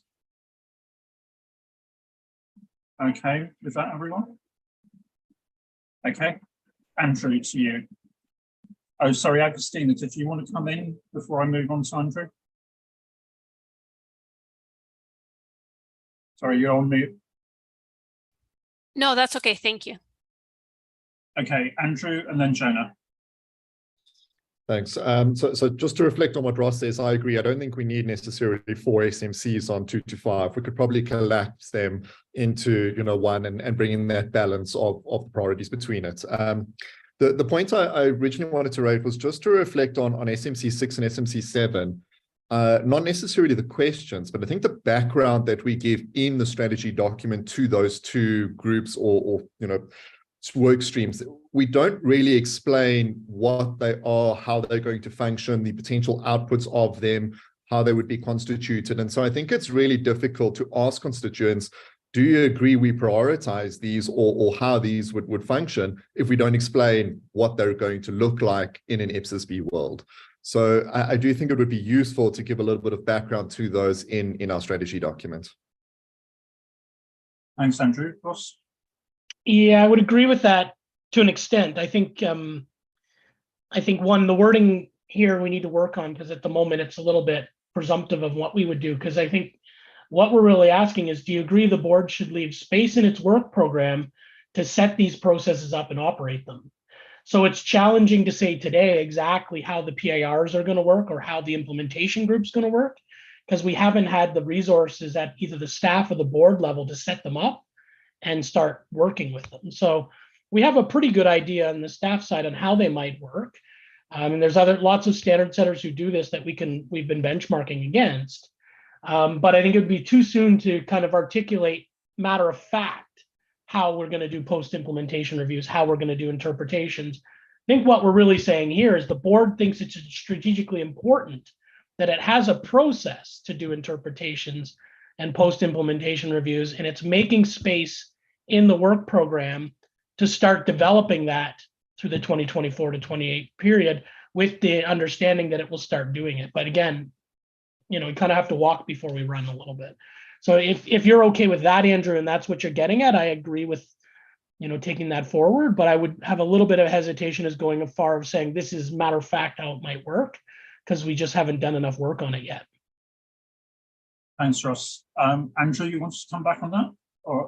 I mean, I saw you nodding when Ross was talking, so. Yeah, I guess it's just to make it clear that we will then still just have some text, just explaining sort of the general direction that we want to move in these. I think that's missing. We don't have the specific details. Agreed with you there. Yeah, I think in what you were describing, Ross, actually, it's that kind of phrase in terms of making space, and then that comment that, you know, the board needs to work up the details of how this would work in practice, but that key is that we're actually allowing space within the programme for these to start. And then we're asking the question about, well, if we start doing PIRs, where would you start, and that kind of thing. So we just need to think a bit more through that. Shona. Yeah, thank you, and I think we just wanted clarification on the scope and the audience for SMC5, basically on the benefits of the financial statements. What I read was more from the preparer's perspective rather than from the user's perspective, really to get a feel on whether the benefits that we have are shared with the users. You find that the financial statements have become quite big, so the readability of it is becoming more and more of a challenge. And so if you can frame the benefits in SMC5 to include also the users, I think that would be good. Again, on the issue of just probably it could be an administrative issue of the numbering of the IPSAS standards, whether we can have consistency or in that, so that when a particular standard supersedes another one, instead of having a completely new numbering system, probably we can try and maintain the same one. I think from what I've seen, there's a real push from both users and preparers on the numbering of standards that if it remains consistent, if it remains the same for some time, I think it can be helpful. Thank you. Thanks, Jenna. I think it's helpful. So we just need to reflect on specific drafting changes that bring in that preparer perspective. On the sort of numbering and grouping, that may well come into how we take forward differential reporting and also possibly the IPSAS 33 work as well. You know, because the point you've identified there has been picked up elsewhere as one of the challenges. Okay, any other points on SMCs? Okay, good. Well, I think it's always helpful to actually just get reflections when people read it cold. And actually, I think we can tighten this up and focus those more in the way that we've agreed. So I think the next thing then is if we move on to just walking through the sections of the document and pick up any additional points people want to raise that, you know, of a strategic nature, that, you know, that haven't, or positioning nature that haven't already been raised. I guess actually I'm conscious, I think Renee, you have to leave on the hour. Are there any, I just might go to you first just to see if there are any of those bigger picture points you want to raise generally before we go into the document section by section. Yes, thank you, Chair. No, at this point, I have a few editorials, but I can provide those offline to staff. Thank you. Okay, that's great. Thanks, Renee. So I think probably what we'll do is we'll just walk through then section by section. Scott, did you have an overall comment, or are you on the sort of Yeah, I have one overall comment, but I got to drop off at 9 as well to go to the ASC. Oh, okay. Sorry. So is there anything you want to say? I just have one question overall, strategic on the funding. Did you intend to leave out the funding on the sustainability? You've gone to the historical financial, but we have increased our funding on the sustainability front, so World Bank. So I didn't know if it was intentional not to mention them in here, since this plan is going into broader things. So it's just more probably a political conflict on how you want to acknowledge that. Ross. Yeah, Scott, thanks for raising that. It's more of a, it depends. It depends how far we are in finalizing the actual funding agreement by the time we go out. Still kind of working on some of the details of the arrangement. So I wouldn't want to put it in if it's the same as today, but if we've got a little more clarity, then I think we'd add it in. I assumed it was critical, but I just to make sure it's Yeah, I think again, if there are those points where we can just be crystal, just clearer on that, how we express that, that would be helpful. So what I'm going to suggest is we work through starting at the section on our proposed strategy. We'll come back then if there's any incremental comments at the end on the chair's message. So I'm looking at any comments that haven't been made so far on our proposed strategy, which is pages 7 and over into 8, is where the SMC is, at least in my version anyway. So any additional comments on that? Todd. Thanks, Ian. I think my comment sort of starts when I was looking at the diagram on this page and then reflecting on the document itself. So it's perhaps a little bit of an overarching one. The way the diagram is drafted, it looks like the quadrants in the circle are related. So you don't get the sense that promoting an adoption is for anything other than financial reporting, but then you've got advocating benefits sort of sitting under sustainability, but then we start talking about financial.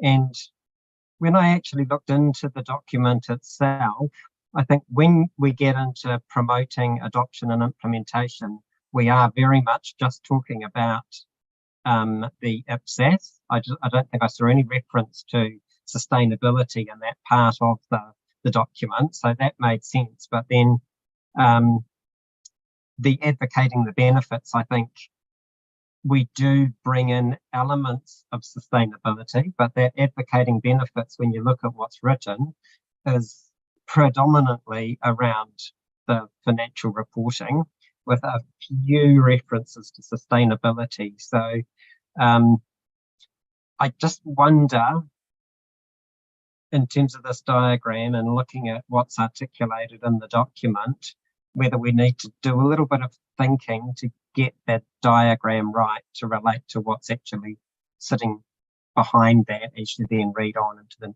the following sections. Thanks, Todd. Ross or Dave on the diagram, because this is about to go to the designer, and that will be one of the things they have to concentrate on. So Dave, if it's okay, I'll go first. So Todd, we kind of picked this up in staff in our own discussions as well, as I think maybe what I'm hearing from you and what I'm thinking is maybe we don't need the line down the middle making it into 4 quadrants. Maybe it's 2 half circles.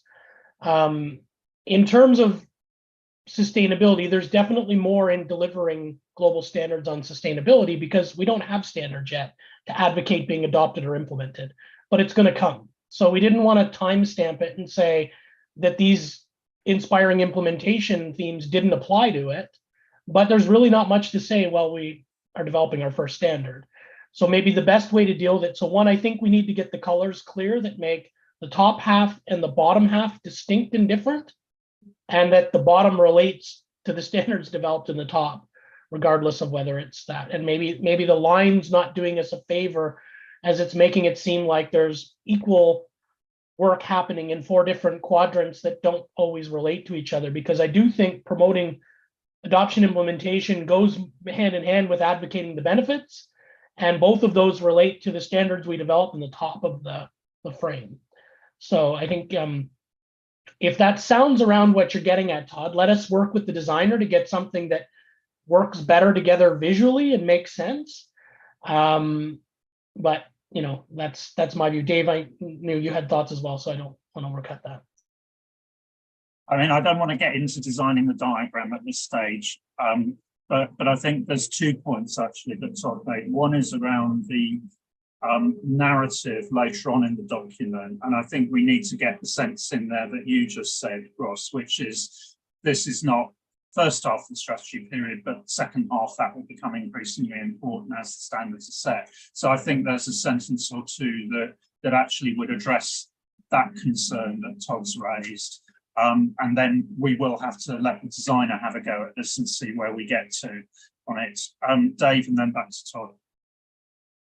But my response isn't on the diagram at all. I agree with Ross. We have to work on it. It was more just to highlight to you, Todd, that in the Inspire implementation, the 2 focus areas in there, we do see those as financial reporting and sustainability reporting. And the way we try to future-proof this document, and maybe it's not coming through crystal clear, is we called, I'll call it the guidance loosely, Todd. We call them IPSASB standards. And maybe it's not obvious, but that was supposed to cover financial reporting and sustainability reporting.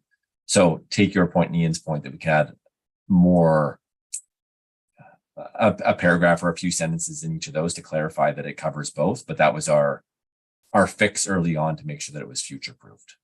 But maybe that's not coming through clearly. I think it isn't actually, which is why we need. Yeah. Thanks. Yeah.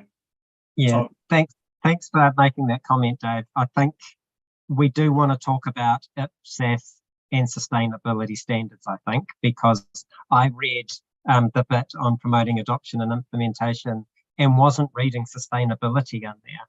Mm-hmm. And I think if, you know, I like the comment you're making about the diagram. We just need to make sure that we are ensuring that the reader is seeing sustainability where we intend it to be, and it just wasn't coming through there. And as I say, it was it may have been mentioned about 3 times under the advocating the benefits. So at least it was there, but you know, those sections, the inspiring implementation, looked to be very dominated by the financial reporting standards as opposed to the sustainability. So yeah, if we can get that flavour injected through the standards so that it feels like sustainability is integrated in this, and it was sort of missing a little bit. And that's why I was then looking at the diagram and thinking, well, how's this diagram meant to work for what's sitting there? Thanks. Yeah, thanks, Todd. So I think we can do that through the addition of a sentence or two that talks about, you know, this kicks in once, you know, we've advanced with standards. Okay, so let's move on then to delivering global standards, which is pages 9 through 12.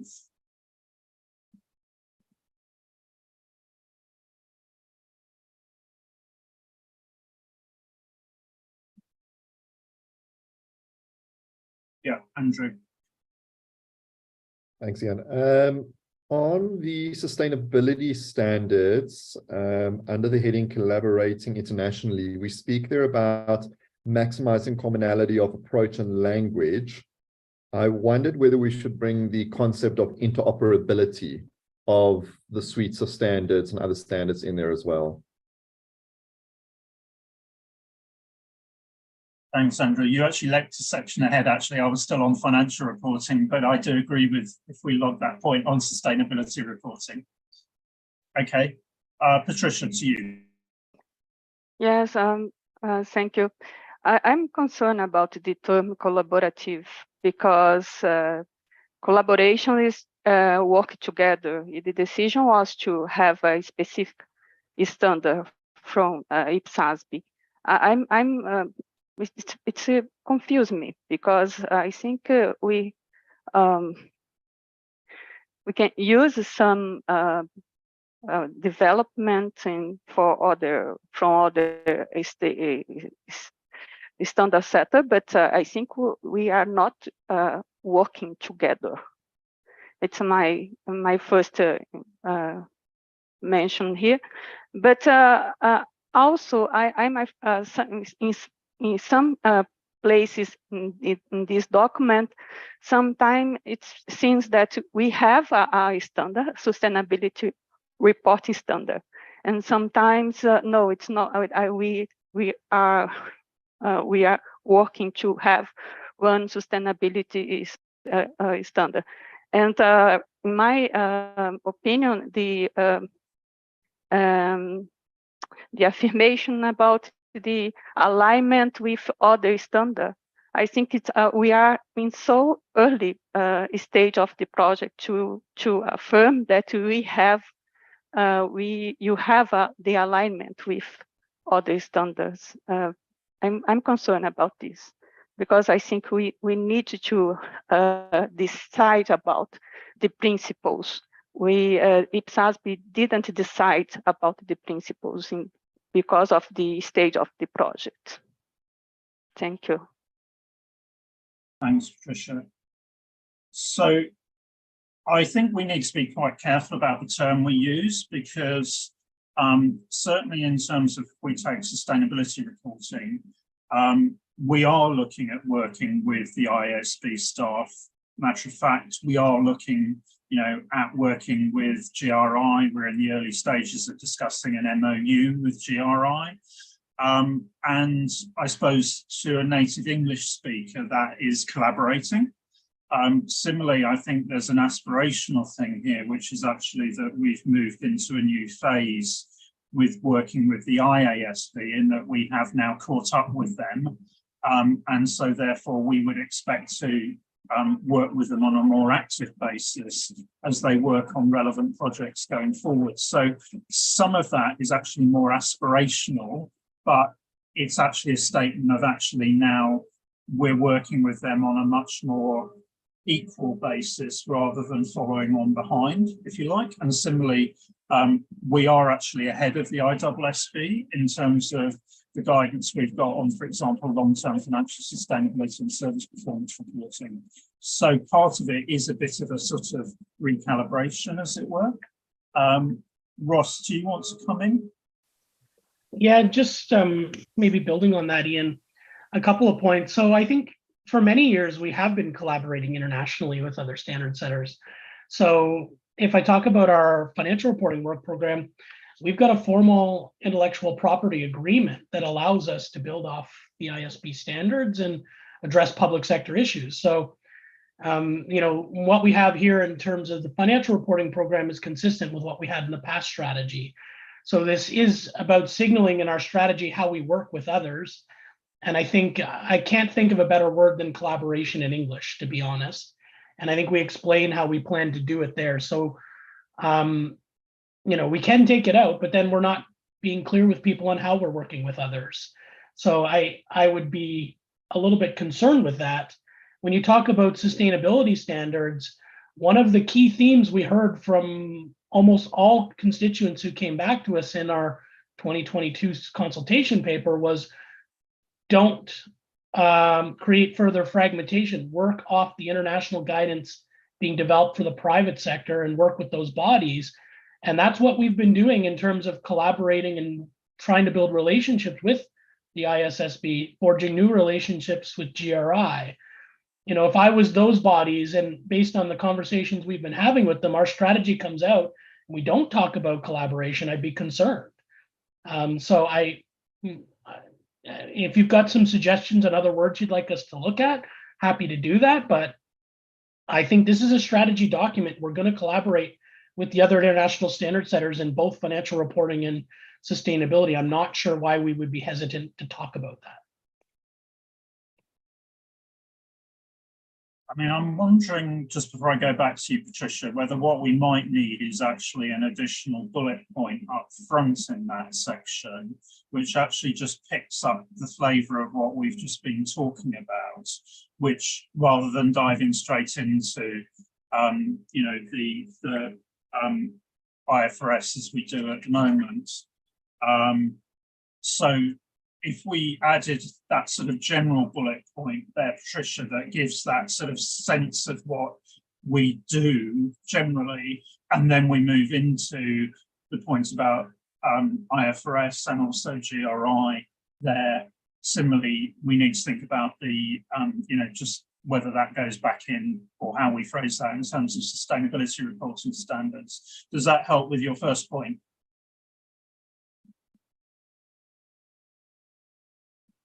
I think as a general description, how the IPSASB understand the collaboration in this way that Ross said, but in specific about the sustainability, I think in some moments in the text, there is the idea that the decision about the alignment was made. I think we don't have enough time to discuss and in details. I think it's okay. This is the direction, but not the decision. I think it's the tone of the text only. It's my. I agree with that. There is a direction that we will consider other standard set development, but I think not the decision that we align with this standard, because I think we are in so early stage. If I would like to another point, but not is the same point. On that point, what I'd suggest on that one is staff just take a look at the syntax of what's said in the strategy and ensure that it's consistent with what's in the project brief on climate. So I think it's the way forward on that. So just get that way and have a look at that consistency point. Yeah. Okay. Yes. And your third point. So yes. And my other point is in relation to the standard set. Sorry, one moment, please. In delivering global standard, it seems that it's not possible to have a new standard in this session.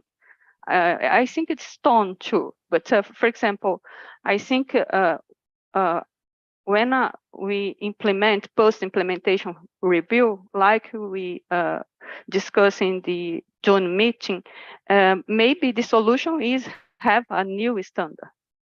And then I think in this text, it's not clear that one of the outputs of the post-implementation may be a new standard. It's only this point. Thank you.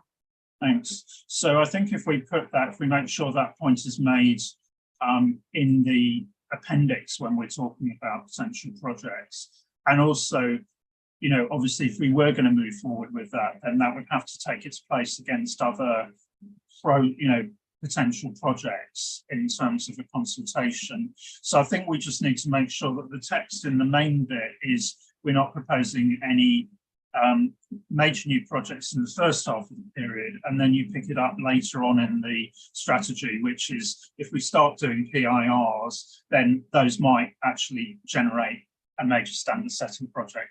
Who knows? But if we do it in that way, then I think that would get the balance that you're looking for. Okay, that's good. So any other points on delivering global standards?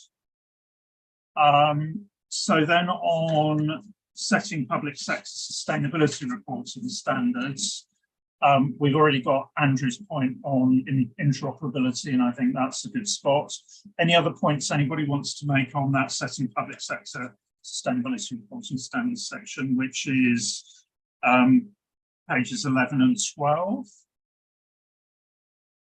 Ross. Yeah, just to note, I think we've got the point Patricia just raised about the wording and alignment and making sure we're consistent with the project brief, that we make sure to align there as well. Okay, good. Thanks for that. So then we move on to inspiring implementation. And the first part of that is promoting adoption and implementation, which is pages 13 and 14.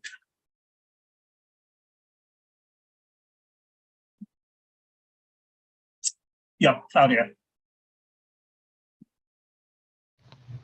Thank you. I have just a question regarding we are talking publishing an annual handbook. Maybe we will have several different handbooks in the future. One for the IPSAS standards, one for sustainability reporting standards, to make it more digestible. So I would leave it a little bit open. How? Yeah, so if we say annual handbooks and leave it in that way. Yeah. Okay, that's a good spot. Thanks, Claudia. So anything else then on promoting adoption and implementation? So then we move into advocating benefits of financial and sustainability reporting information. Yeah, Andrew. Thanks, Ian. It was just a comment on the diagram, just to consider the term accounting. I think accounting has taken on many different meanings recently, given the split between financial reporting and sustainability, and you know, do we just need to reconsider that term? Yeah, thanks, Andrew. I think that's probably, you're right. Ross. I think that's a good point. I mean, this is from the old strategy when we were just focusing on accounting, so maybe just accounting and reporting, something like that. Well, we might actually say that it's financial and sustainability reporting, because, you know, consistent with the earlier discussion that we had and the use of that information, I think that does relate into GFS and policy and budget and so on. So I think that information is, you know, if we're clear on that. Yeah, Adrian, and then Mike. Let's just make it simple with only reporting. Reporting covers everything. Just reporting. No need to give details about sustainability, accounting, financial, whatever. Reporting is the main concern of what we are producing. Yeah, I mean, I agree with you, use less words if we can, but there's a point that's being made here, which is actually, because people can talk about budget reporting, they can talk about GFS reporting, and the point we're trying to make is actually we want them to use international standards for financial reporting and sustainability reporting to influence those other reporting frameworks. So probably on that one, I think we probably do have to be more specific than just reporting. Okay, to you, Mike. Two comments. The first one, just recall of what I mentioned earlier on page 15. I don't know whether I got it right, whether we will keep the wording or not, but I think we should promote sustainability standards even independent from whether they are doing accrual accounting on IPSAS or not. And so that formulation coupled, I think, is at that point not appropriate. The second one is on the diagram we have on page 15. I think in the introduction, it's about financial reporting and sustainability reporting, and that diagram, I think, refers to accrual accounting only. And therefore, my suggestion would be to, let's say, align that diagram or leave it out or expand it.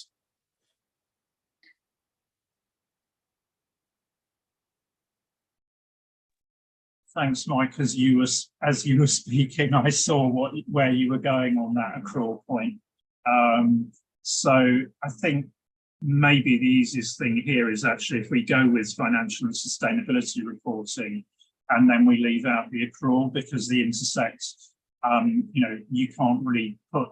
And to Adrian's point, we don't want. If we can take some words out, the point is actually we want people to use the information, but we then need to just check the wording underneath that to ensure we're consistent on that, and also that we're also just consistent back into the overall objective. Andrew. Just to throw a potential replacement for consideration for accrual would be integrated thinking. I agree, but I'm not sure we can go there at this point. I like your ambition, though. Okay, any other points then on advocating benefits of financial and sustainability reporting information?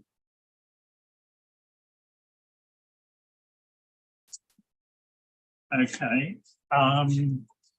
So then we move into proposed work program, which is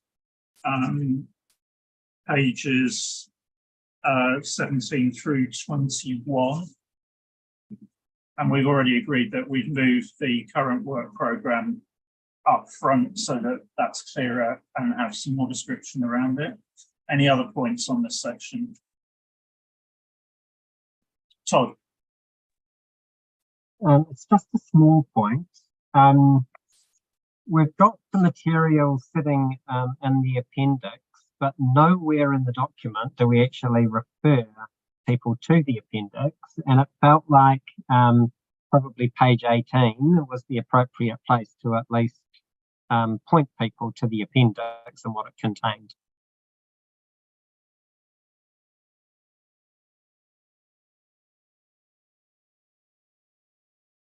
Great, thanks, Todd. Yeah, I agree with your signpost. Murray? Yes, thank you. I have a small question about the IPSAS page 18. The IPSASB is proposing to add new work streams, and I can understand the post-implementation reviews and the interpretation.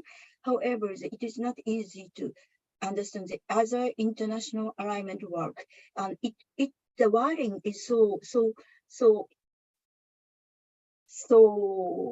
vague for me, and so that it relates strongly related with FAT point of view. My question is, thank you. Thanks, Murray. Back to staff on that one.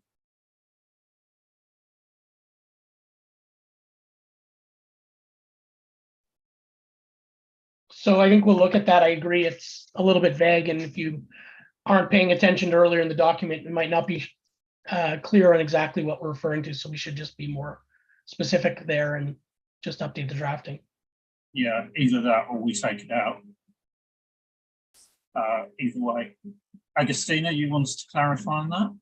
Yes, I think like we added that because when we think of the research and maintenance activities on the work program, we're reflecting all of that projects where we need to think through and see whether there's a standard setting solution that is needed. And one of them is alignment with alignment work with international standard setters. But I see the point that it might not have the clarity that it needs, and therefore further drafting is needed from our part. Thank you. I mean, I think you can think about taking it out as well, Agustina, because you say beforehand, including post-implementation reviews, you know, and I'm not sure whether interpretations is actually a word we want to use. Again, because we're not actually, you know, so it would be improvements or, so I just think if you can review that term as well. So thanks, Mary. I think there's a number of good points you spotted on that one. David, to you. Thank you, Ian. I'm looking at the table on page 20, and I'm a bit concerned that the way it's presented could leave the board open to quite a lot of questions. I mean, for example, is it really going to take 5 years to do presentation of financial statements, or is it going to take 4.5 years to do IPSAS 31, etc.? So I just wondered whether there's a way staff could think about not being quite so specific in that table, and maybe just put, you know, the grey line could be pre-committed projects or something, without only giving one topic in there, because I think you could get questions, and I can just hear the PIC asking questions now. So. Ross, as the primary author on the diagram, I mean, we will include some narrative anyway. Yeah, so I think we've already agreed we need to look at this and think about how we present it, but maybe part of the answer is, do we really need to show the work program for the whole 4 years, 5 years at this point? As we're being clear, we're going to go out and ask people what they think. So maybe we should only show the first couple of years and what we plan to do, where we actually have good sight of what we'll be doing for when. Because again, Will presentation of financial statements take 4 years or 8 years? I can't tell you. Based on the discussions we had in June, I wouldn't think it's 4 years, but we haven't developed a consultation paper yet. We haven't moved down the path. So clarity beyond the next 24 months is a little hard to give, and it might be deceiving, that even what we're saying in terms of what we think we might have in resources in the next 18 months. But we do have pretty good clarity for the next year or two. So maybe we should be focusing more on that, where we slot our current resources and not projecting beyond that, because again, as we've clearly indicated in the document, when we do have the resources, we're going to ask people what they want us to do. Thanks, Ross. I think actually that suggestion that we shorten the time frame, let's say to the end of 2026, actually would help in that regard, and it would underline that point that we're going to reconsult. Lynn, are you on that one as well?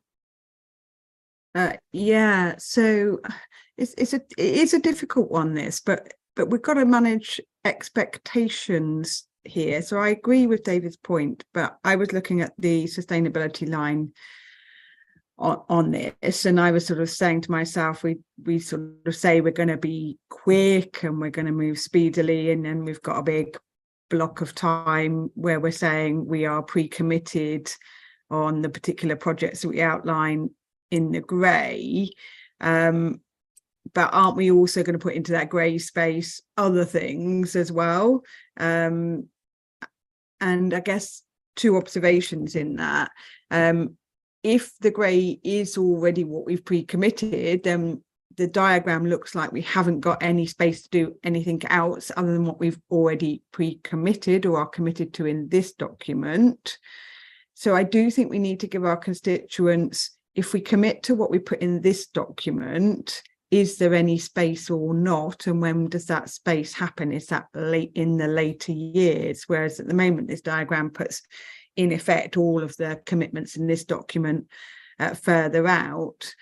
And then the other thing that was going through my mind is, are we, and maybe the answer is yes, but are we constantly going to consult on whether or not to do individual projects or not, which is, I'm not sure if that's what I was sort of hearing in that. So we could spend all our time consulting in this period and not doing, because consultation takes time. So I would sort of urge us to think about consulting to commit what we can here to save us reconsulting later and the resources that consultation later may take. So I think there's a bit of a more nuanced balance that we need to have in here.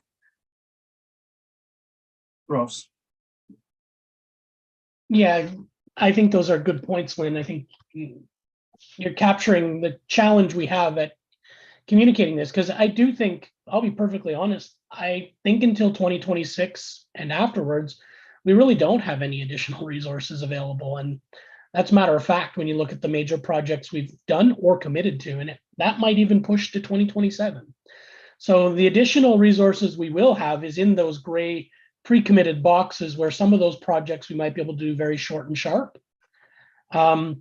And the other point that's clearly getting lost that I think we need to emphasize through the document is all of this other project work on research and maintenance activities, whether it's this interpretations process or further international alignment amendments and the post-implementation review stuff. That's all things that haven't been standing items on our work program. They only come on when we normally do a standard setting project. So we're reorienting the way we want board and staff to work, to leave some space for this to happen on a regular basis so we can do the various things we've talked about. But I'm not sure the diagram at the moment or the articulation in the text is really making that point clear enough that people are picking up on it, because that's new. We're not doing that now.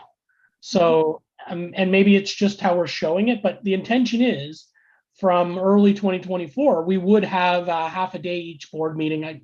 The exact time will flex meeting to meeting, but we would have items coming out of this group we're going to set up where the board would consider doing immediate standard setting to address the issues coming out of that. And there would be space in the work program to do those things. So again, there are some items that are going to come out of research and maintenance. And again, that's what that, if you go above that other projects line, that that purple line is new for standard setting identified through alignment, interpretations, post-implementation review process.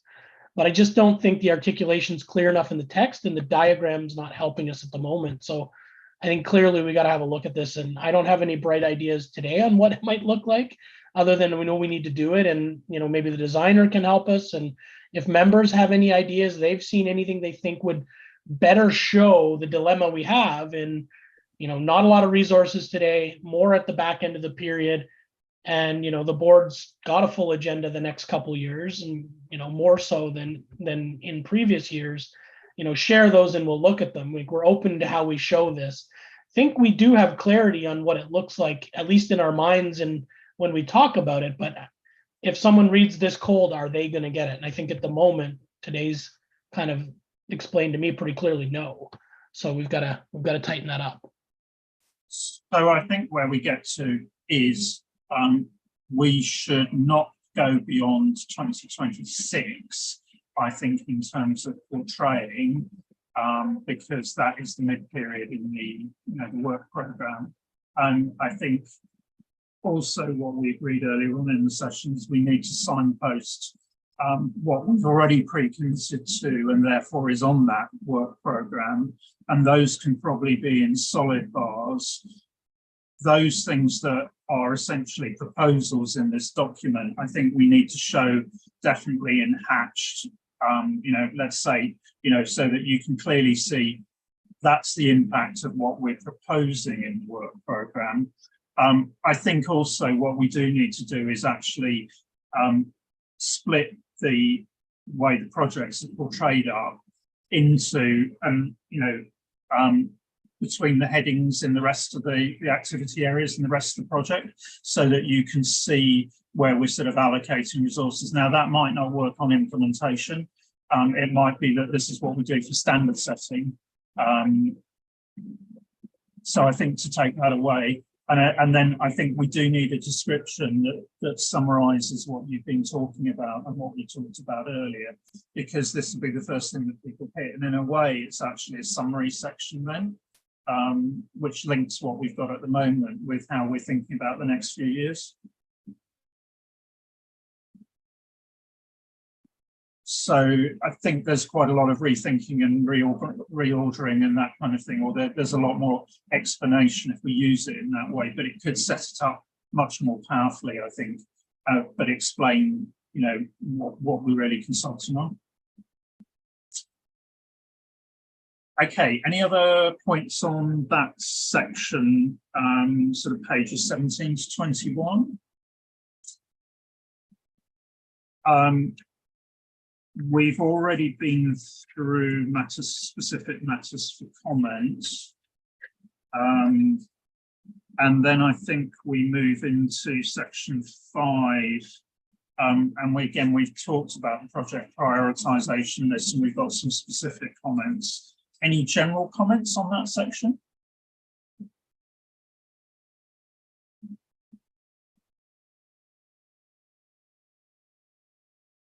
Okay. So then that probably just finally brings us back to the chair's message. Any comments there other than drafting? Yeah, Claudia.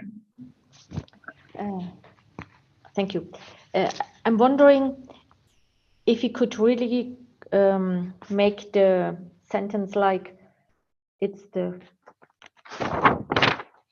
not the last one before of the last paragraphs on the first page of your chair's message, where you said IPSAS users, but the much larger group of stakeholders expected to be using the IPSAS board standards by 2030.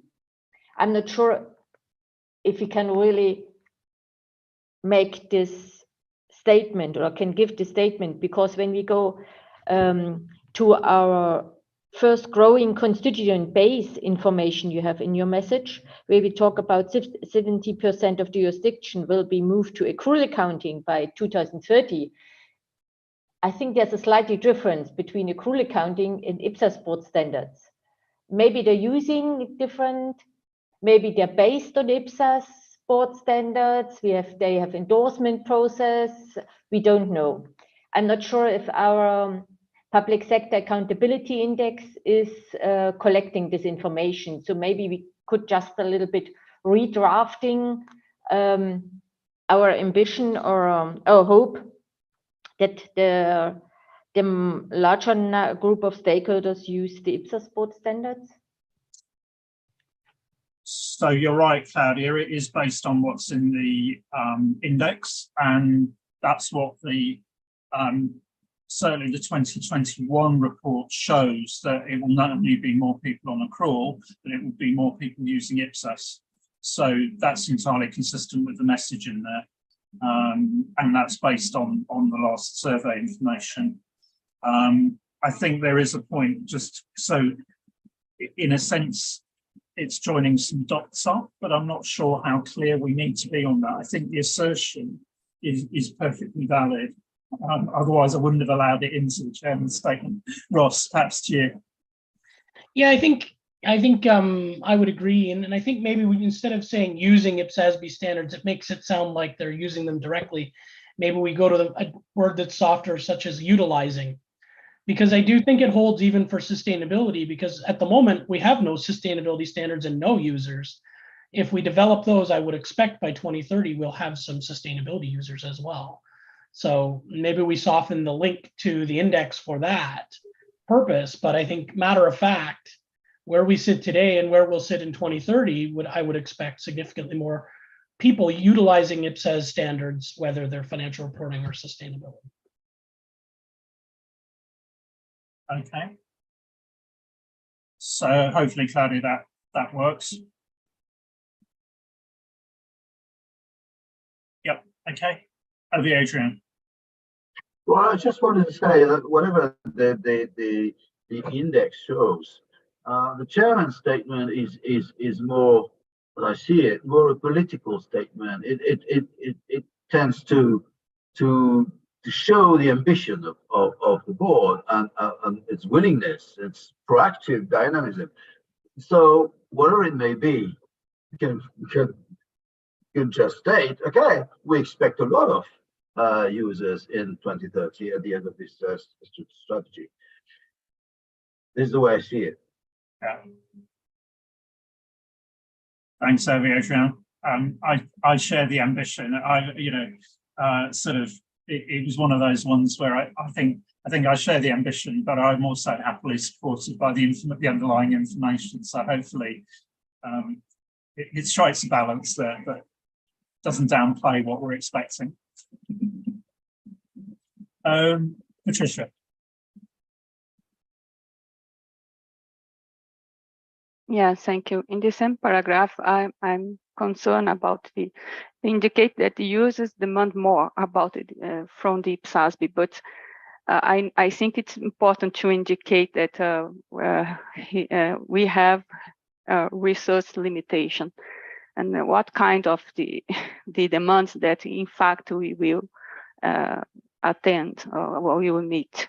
I think it's only to indicate, IPSASB would like to do everything, but we don't have resource for this. And what is the prioritization? I think it's it's related to the Andrew comment about the balance and about the restriction. I think it's important to indicate want to do, but we can't and sometimes to do. Thanks, Patricia. Ross? Yeah, I guess my only point is I think that's addressed in the following paragraph. So are you saying we should just pull that forward and make that kind of part of it? Because right after that paragraph, it says with the existing financial resources spoken for, and maybe we just say resources instead of financial resources writ large spoken for, we need more funding to do more. But because I already thought we were getting that in the rebalancing, that we're making tough choices between where we put our resources. So. I mean, I was actually, when I was listening to Patricia, I was thinking that there might be, we might slip in a reference to constraints right up front, because we're saying, of course, that balances the following factors. And I think we could get something in there, which would make that point about constraints and that we're rebalancing within those resources. And I think that might be, you know, that just gives that context right up there. And then I think, you know, if we sort of, you can follow on lower down, then the sense works at that stage.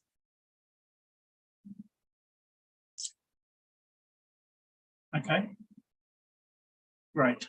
Any other points on Chair's message then? Good. Okay, well, thanks very much, everyone, for the input thus far. I think, you know, we've actually covered a lot of ground today, and I think we've, you know, having seen the whole document for the first time with the SMCs, with those other projects on the long list, does really flesh it out. And I think with the changes we've agreed today, it will be a much more impactful document that will communicate what we've discussed a lot better. I think, you know, obviously staff will circulate the Word version of the strategy. So if you've got specific wording changes, please do use that opportunity to put your comments in, your more detailed drafting comments in. And I think probably at that stage, then we move to staff in terms of the forward process. Thanks, Ian. So just as Ian mentioned, thank you for all your comments. They're very valuable, and we'll make sure that they're reflected in the next version of the document. After the meeting, we will circulate the current version in Word, so you can provide any editorials or any specific comments you want to make sure that staff are specifically aware of. I won't spend a ton of time on the forward-looking plan. There's a few points I really wanted to highlight. So I've walked you through to July 2023 and the KEG review. A key date is August 3rd. We've asked that we receive all your comments back, because after that, the document will go to the designer and it becomes more and more difficult to make changes after that point. So please get your comments in by August 3rd. And as we noted, we will circulate a Word version of the document. The other really important point to note here is the PIC review, and that'll be happening late August, early September. So Ian in particular has been keeping the PIC up to date and taking their feedback to ensure that it's reflected in the document, but this will be the first time that they see the final draft of the next strategy consultation. We will bring back, just like I said with the KEG, we will bring back a PIC report back indicating all their comments to ensure that they're addressed. So you'll see that as an appendix in your September papers as well. And then the last point I wanted to highlight on this slide is, I guess, the bottom third or bottom half, and that's the roundtables. And we've maybe more than strongly, but I always say tentatively scheduled dates for almost all our regional roundtables. And I say tentatively because the invitations haven't gone out yet. So there is always potential for change, but the dates that we've indicated on the slide are pretty firm. We've started to reach out to IPSASB members indicating or asking for their support at the local regional events. But if you haven't heard from us, watch your emails, because you probably will hear from us. One of the really key points to note is the first roundtable is scheduled for October 13th.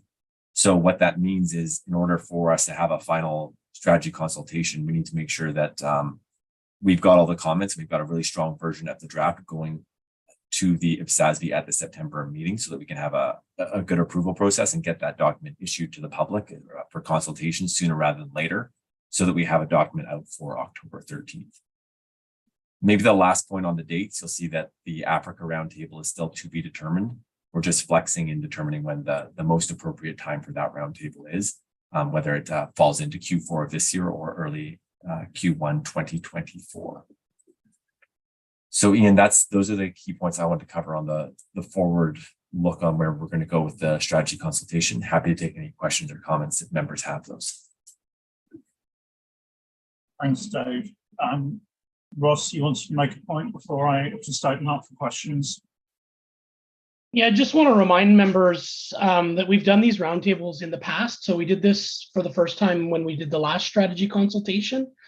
And we do all of these roundtables with a local host that usually has a regional perspective. So, and apologies to members that we're still kind of finalizing dates. We're dependent on our local hosts to find facilities and dates that work for them, and they help us with getting the invites out to the right people. So we're kind of managing all of these while doing everything else. So, but we are in a good place on pretty much all of them and firming up dates, and we will be reaching out to the members in the various regions to see if, one, they will have availability around those dates, and two, an interest in joining to support, and realize that everybody has day jobs and, you know, other commitments. So, you know, there's no expectation that members, you know, all members will be available, but, you know, if you are available and can join us, you're more than welcome. And that goes for any technical advisors that might have a specific interest.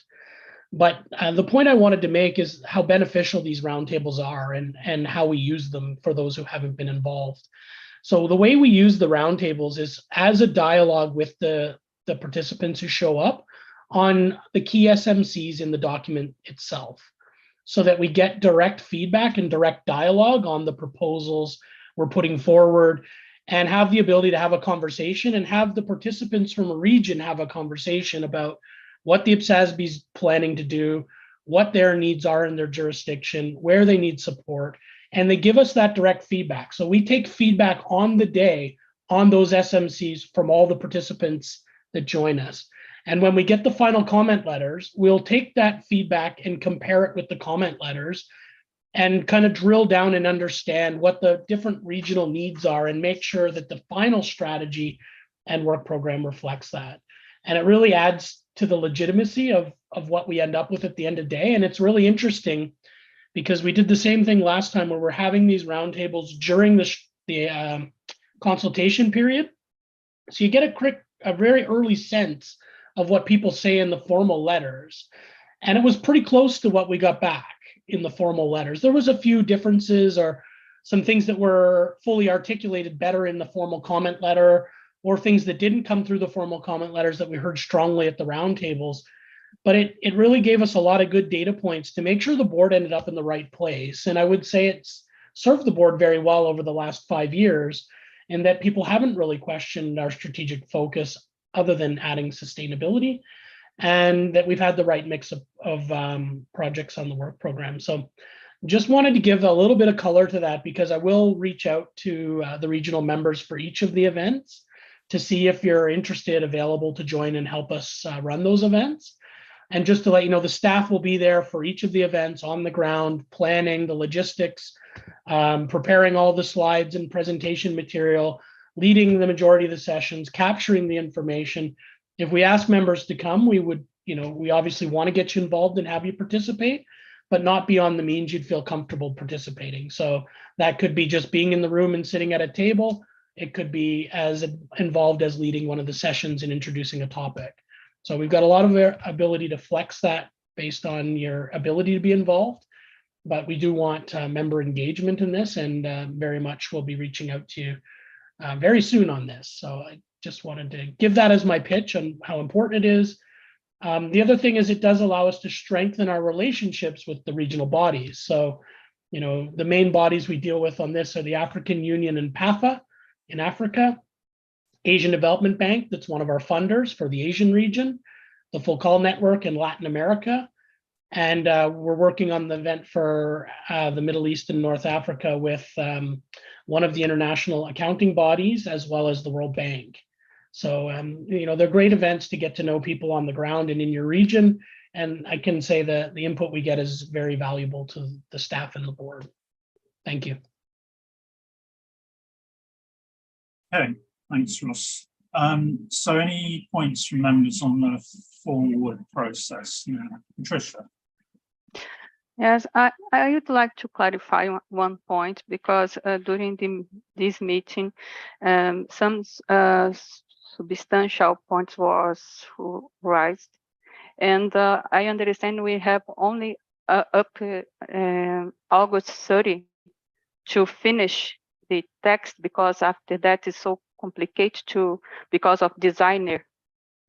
Then I would like, when you share staff, you staff share the version modified, the Word version on this version, because I think, sorry, can I explain? in this meeting, some points, I understand that some points need to be addressed. And I think it's better to have a new version with this point, where this point was addressed, were addressed. And after that, we make editorial comments or editorial suggestion. It's my how this up at August 30. What is the next steps up to August 30? Yes, it's one point about the next steps. And I have another comment about the roundtables.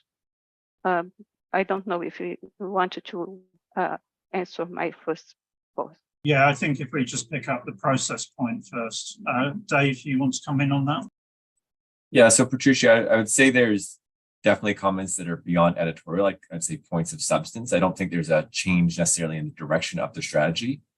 But what we'll do in the interim before August 3rd, we'll make sure, and Ian noted this, we'll reach out to the concerned members on the specific sections and make sure we work with them to make sure their points were addressed, because as I just said, I think these are a little beyond editorial and they are points of substance. So that's how we will reflect those up to August 3rd.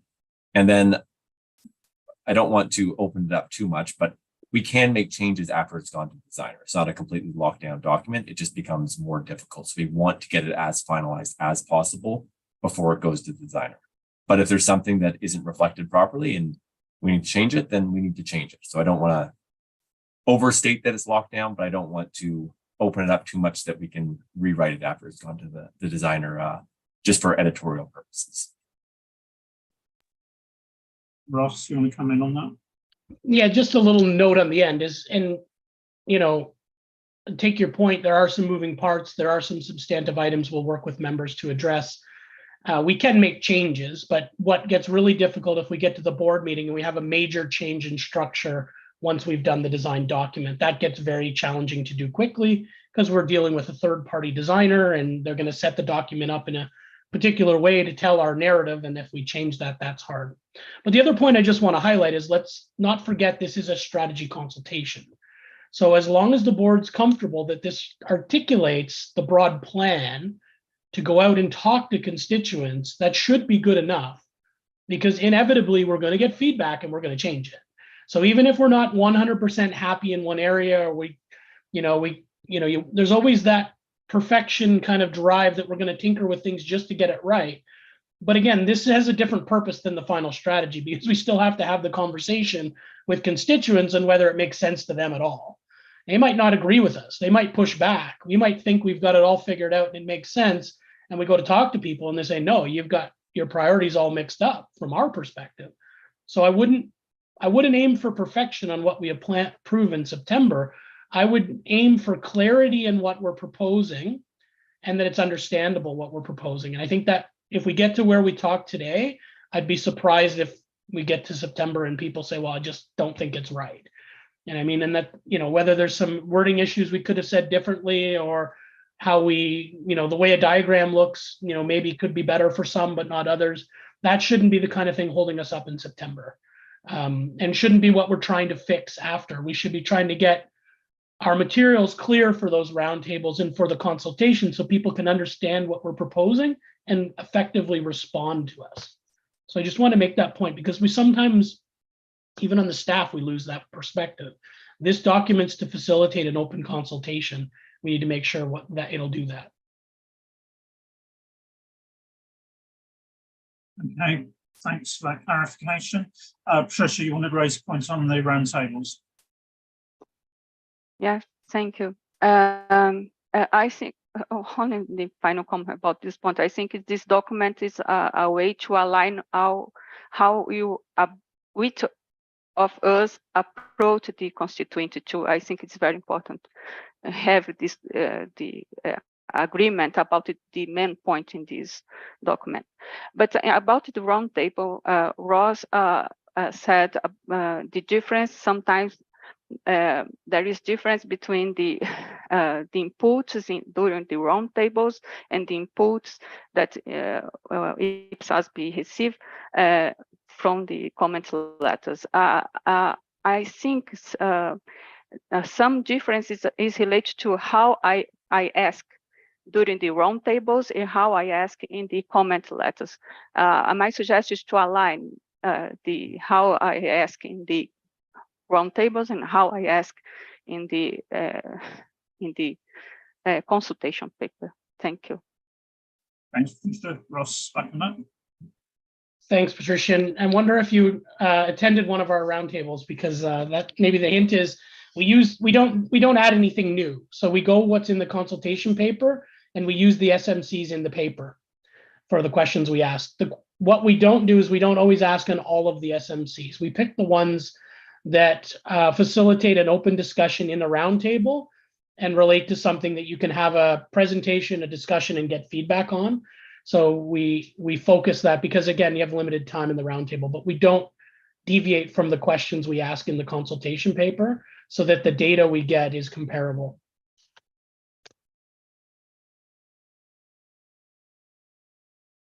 Tricia, final point.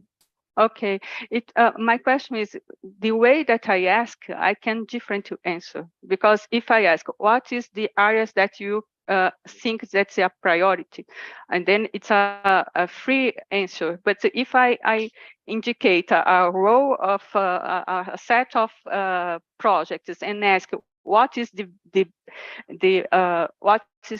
first thing, the prioritize, I think the answer is very different. My question is, the way that I ask, I have different answers. It's only this. Thank you.